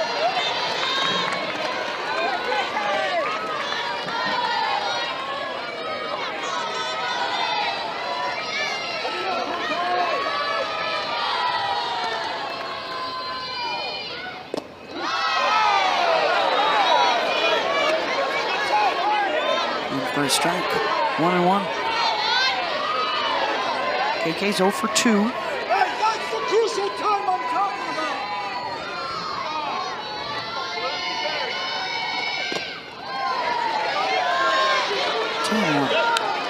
Rally started with the number 9 hitter, Frankie Vrajel. The single, and then back-to-back home runs for Powell and Edwards.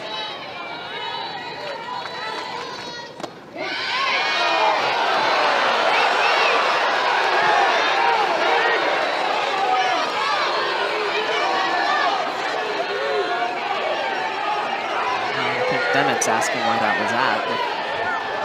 Trackman that was inside and low.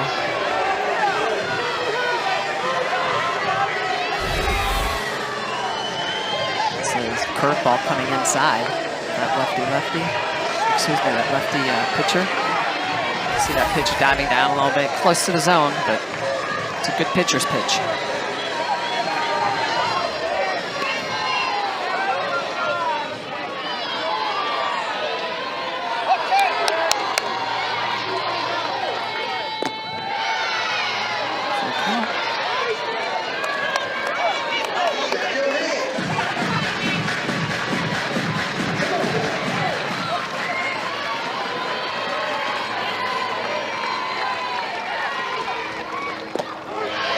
Called strike 3.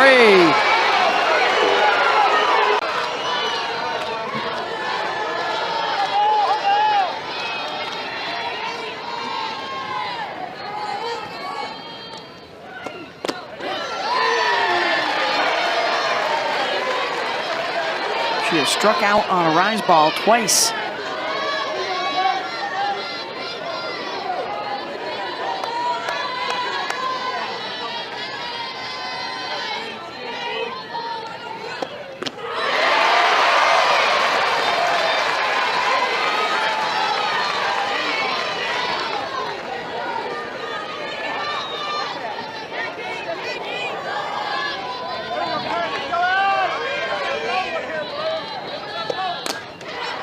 Hammerman goes the opposite way, and on the run is Rosler to make the out.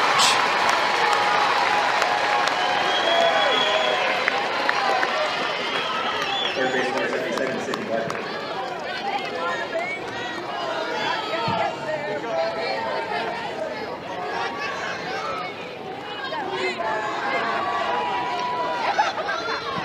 This is Sidney Barker. Struck out on the third, was pinch hit for in the fourth. 3-run fourth for the Sooners, 3-run fifth for the Aggies.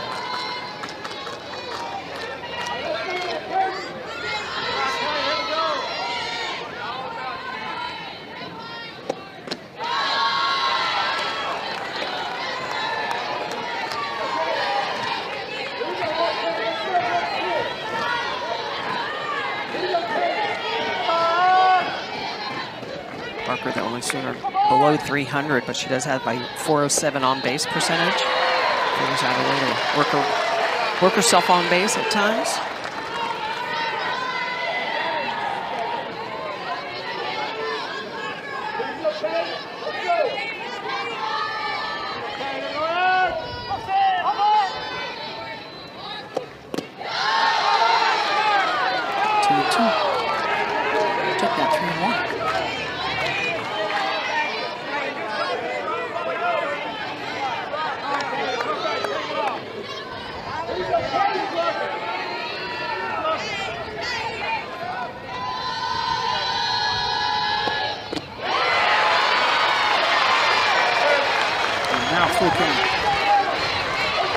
It's changed up at 56 miles an hour on the outer half.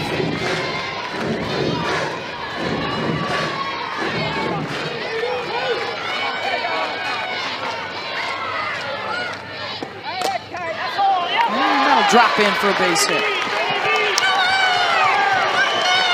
Go ahead aboard for the Sooners here with 1 out.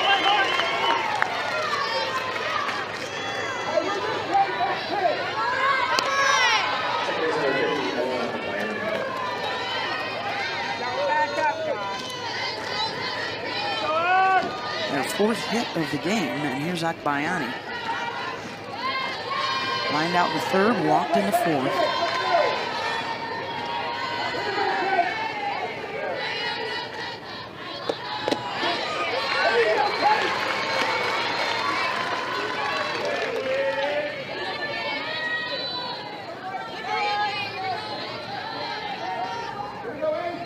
OU just 2 for 11 with runners on base. They've had chances every inning.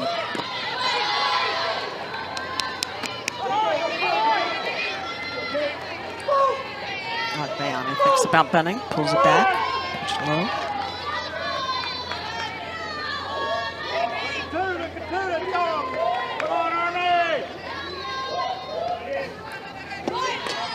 Drops down the bunt, and that hit her. Is she still in the batter's box? Yes.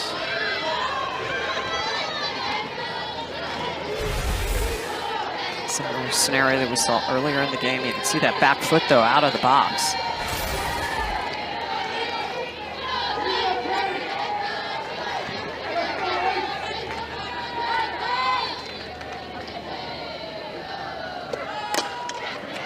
Slow roll it short. Could be 2. And they'll just get the lead for the second out.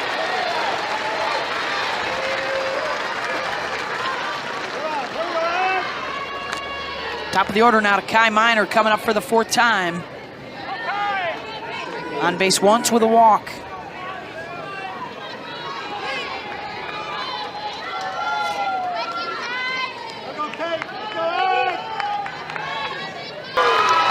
How about Kai Miner? She actually has the highest exit velocity of anyone on this team, believe it or not. 74 miles an hour. Changeup on the outer half, standing in and just drives this down the line. Gets it to hit the chalk and go all the way in to take the lead here in the top of the 6th. RBI triple for Kai Miner. Makes it 4-3 Sooners. She has been dynamite with 2 outs late in games. And now Ella Parker will have a chance. Goes the opposite way, and the catch is made by Allen, but it's 4-3 Sooners to the bottom of the 6th. Scoring triple to give the Sooners the 4-3 lead. If they win this game, they have a share of the SEC regular season championship. Ariel Kowalewski, 6, 7, and 8. It's the same start to the 5th inning when the Aggies scored their 3 runs.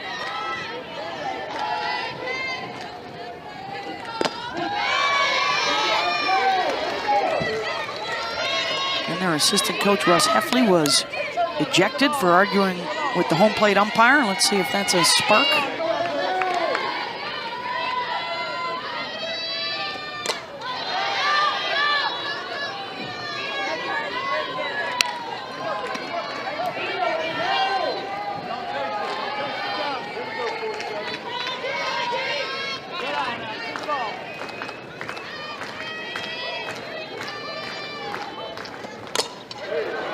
Sends that one out to left center, and the catch is made by Abby Dayton. 1 down.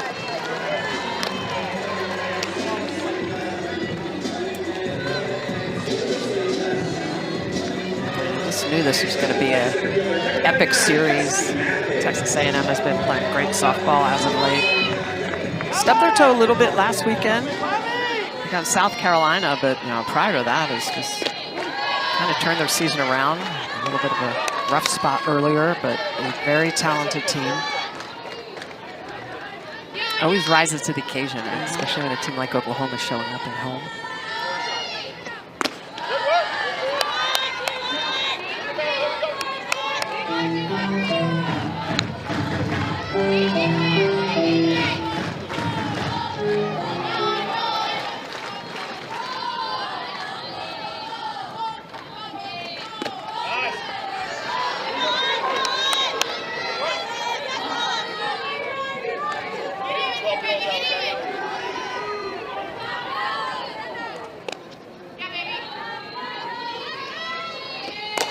Mathis back up the middle. Tying run aboard.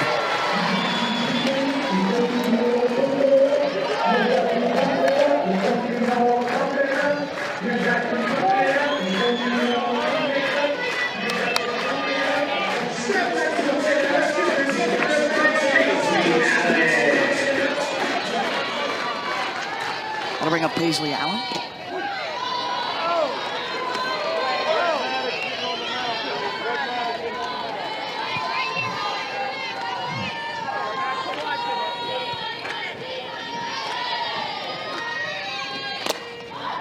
Slow roller to Emmerling. She'll try for the lead runner, and they won't get it. Ball's dropped.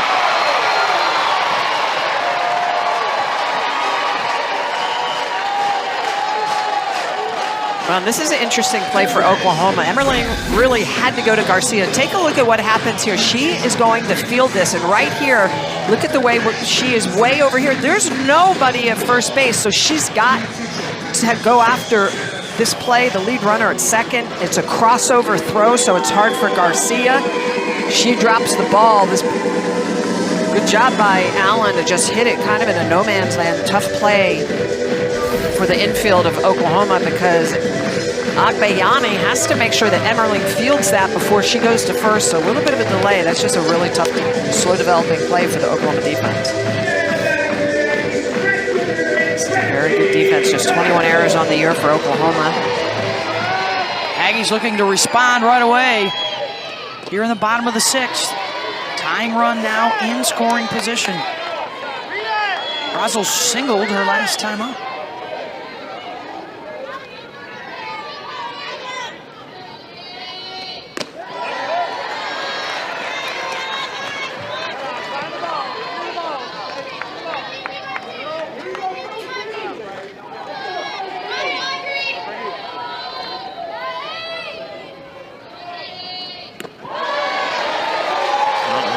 Four consecutive lefties for Texas A&M, but Brazel doing a good job in this 9-hole, not biting at anything out of the zone. Has herself in a 3-0 count.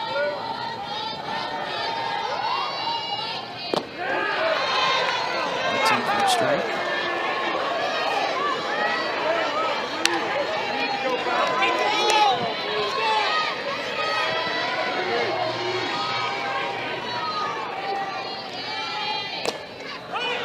Ground ball to Agbayani over to first. Gets the second out, but the runners move up 60 feet. And here come the home run hitters. Kennedy Powell and Talon Edwards.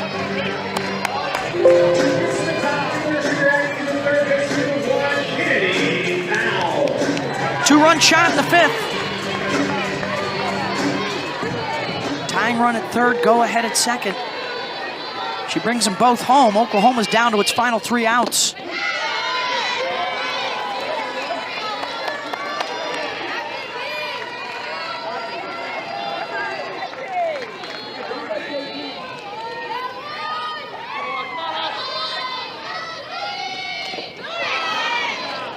Wanted to reach him, that might have put Wells in a sore spot.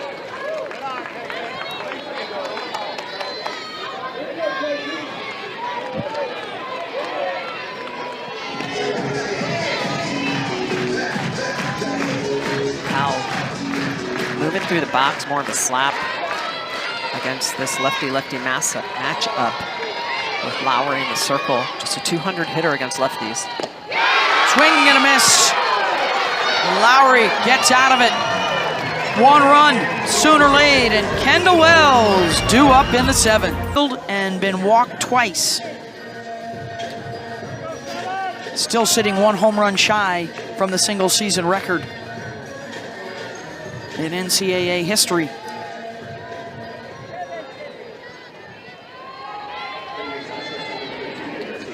.43 lead for the Sooners. If they hold on and win it, they have a share at least of the SEC championship and could take it outright.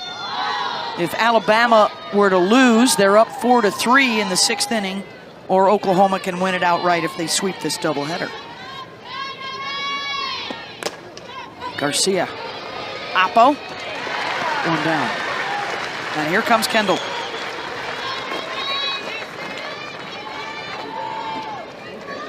All the greats of the game, Smitty, over the years since 1995 have tried to track it down. Laura Espinosa's 37. Stacy Newman, Lauren Chamberlain, Jocelyn Allo. Oh, and they're going to walk her again. And she apparently won't get a chance to do it in this AB.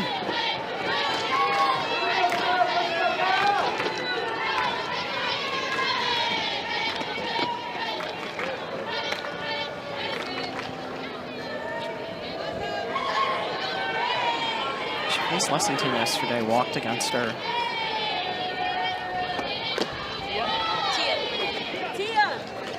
Strikeouts yesterday were against Munnerlin and Peters.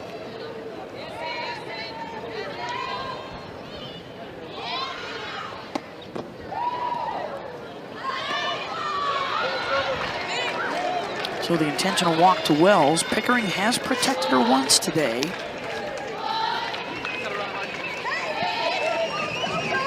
But so far in the series, 5 walks. 3 of those today.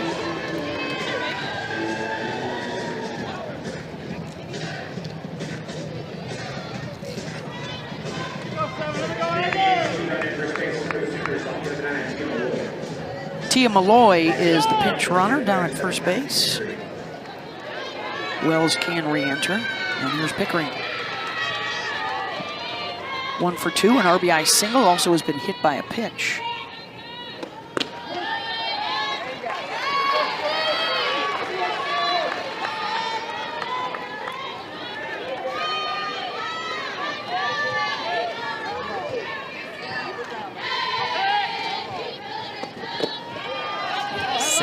Passes today.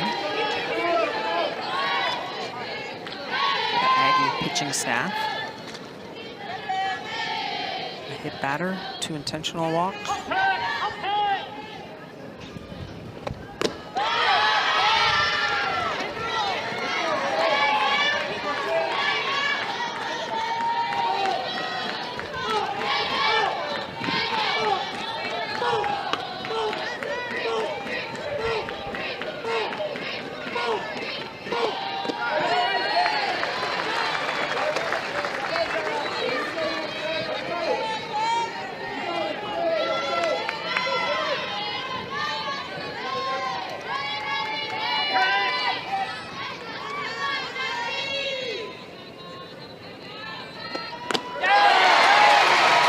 Got her to chase. 2 down. A rise ball on the outer half, and Pickering swings through it. This pitch is up and off the plate. Good late sharp movement. Gets Pickering to swing through it. Gonna bring up Abby Dayton with 2 outs.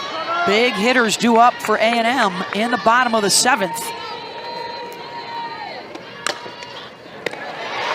That's one of them right there, Michaela Ward. Can they walk it off and keep their title hopes alive? They have at least a share of an SEC championship for the 2nd year in a row. If the Aggies walk it off, they can go for the sweep in game 2 of the doubleheader.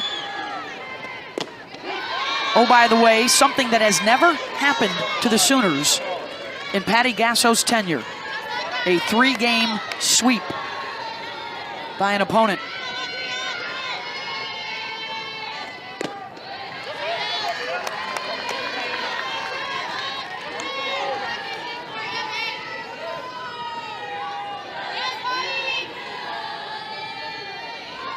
Edwards, Perez, and Wark due up. 1 and 2.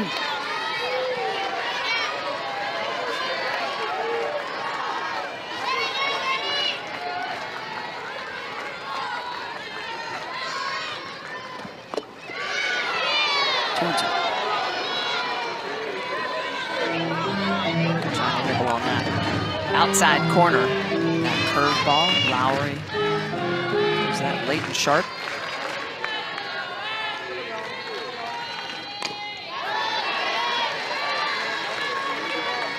This is where Lowry's tough to lefties because she works that curveball away from you on the outer half and then throws it at your front hip for a backdoor curveball, trying to bend it back on the inner half of the strike zone.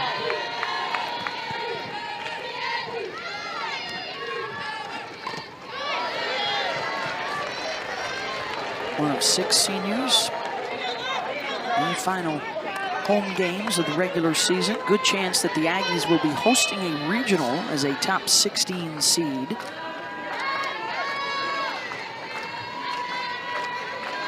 Selection Sunday is a week from tomorrow. Ground ball to Garcia, and they're not going to get Edwards. Tying run on. Game winner at the plate with home run power.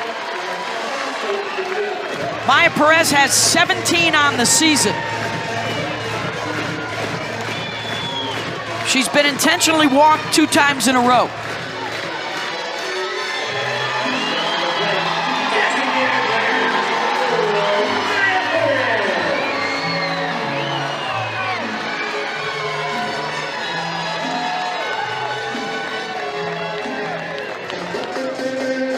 Jen Rocha gonna chat with her battery a little bit about how they want to pitch Perez. Perez has good splits on the lefty-lefty matchup, hitting over 360 against lefties, hitting over 470 against righties.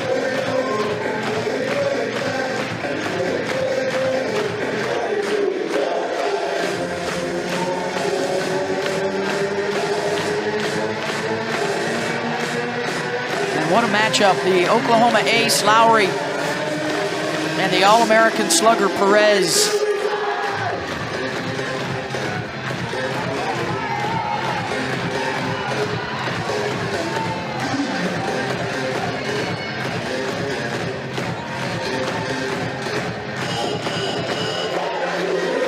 Junior from Corona, California will step into the batter's box.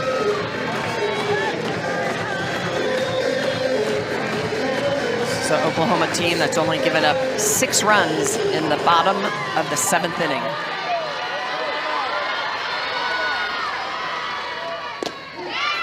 In for a strike to Perez.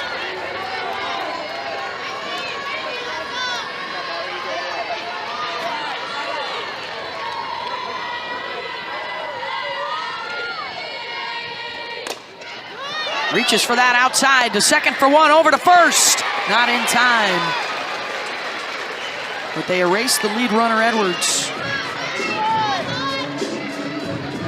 1 down. Here's the cleanup hitter, Michaela Wark. 0 for 2 with a walk today. Same situation, tying run at first, the game winner at the plate.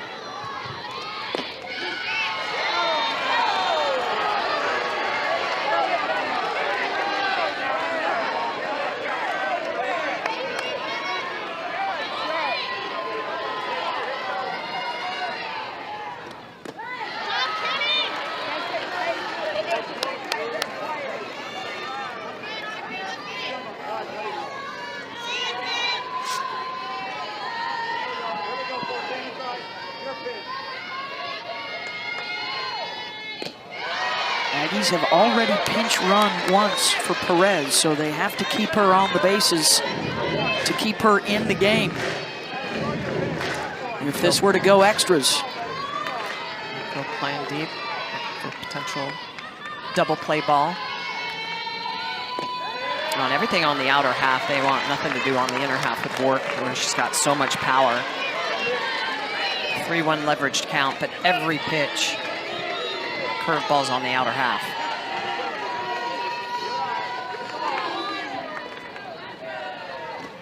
Lowry, driven right to Barker, over to first, double play!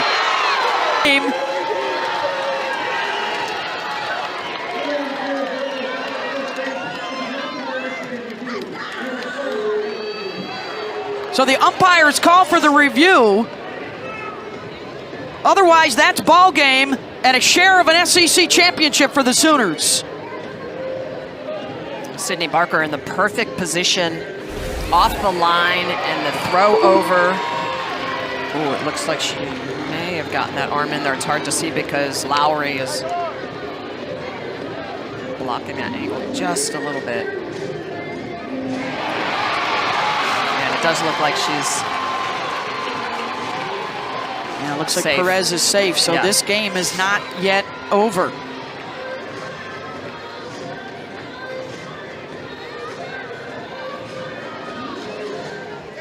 To review the ruling on the field is changed. The runner safe at first base.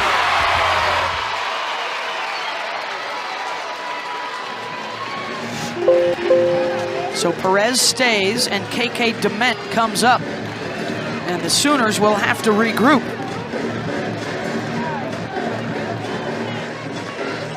As they take a collective deep breath in their huddle. And now find themselves one out away from an SEC title.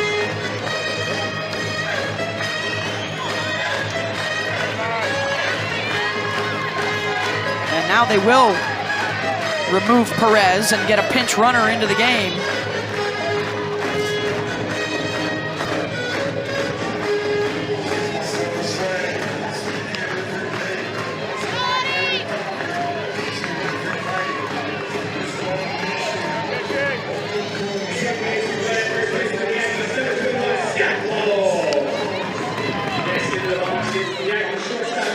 Same story here for A&M. Tying run at first. Game winner at the plate, bottom 7-2 down. Trying to keep their hopes alive for at least a piece of an SEC championship.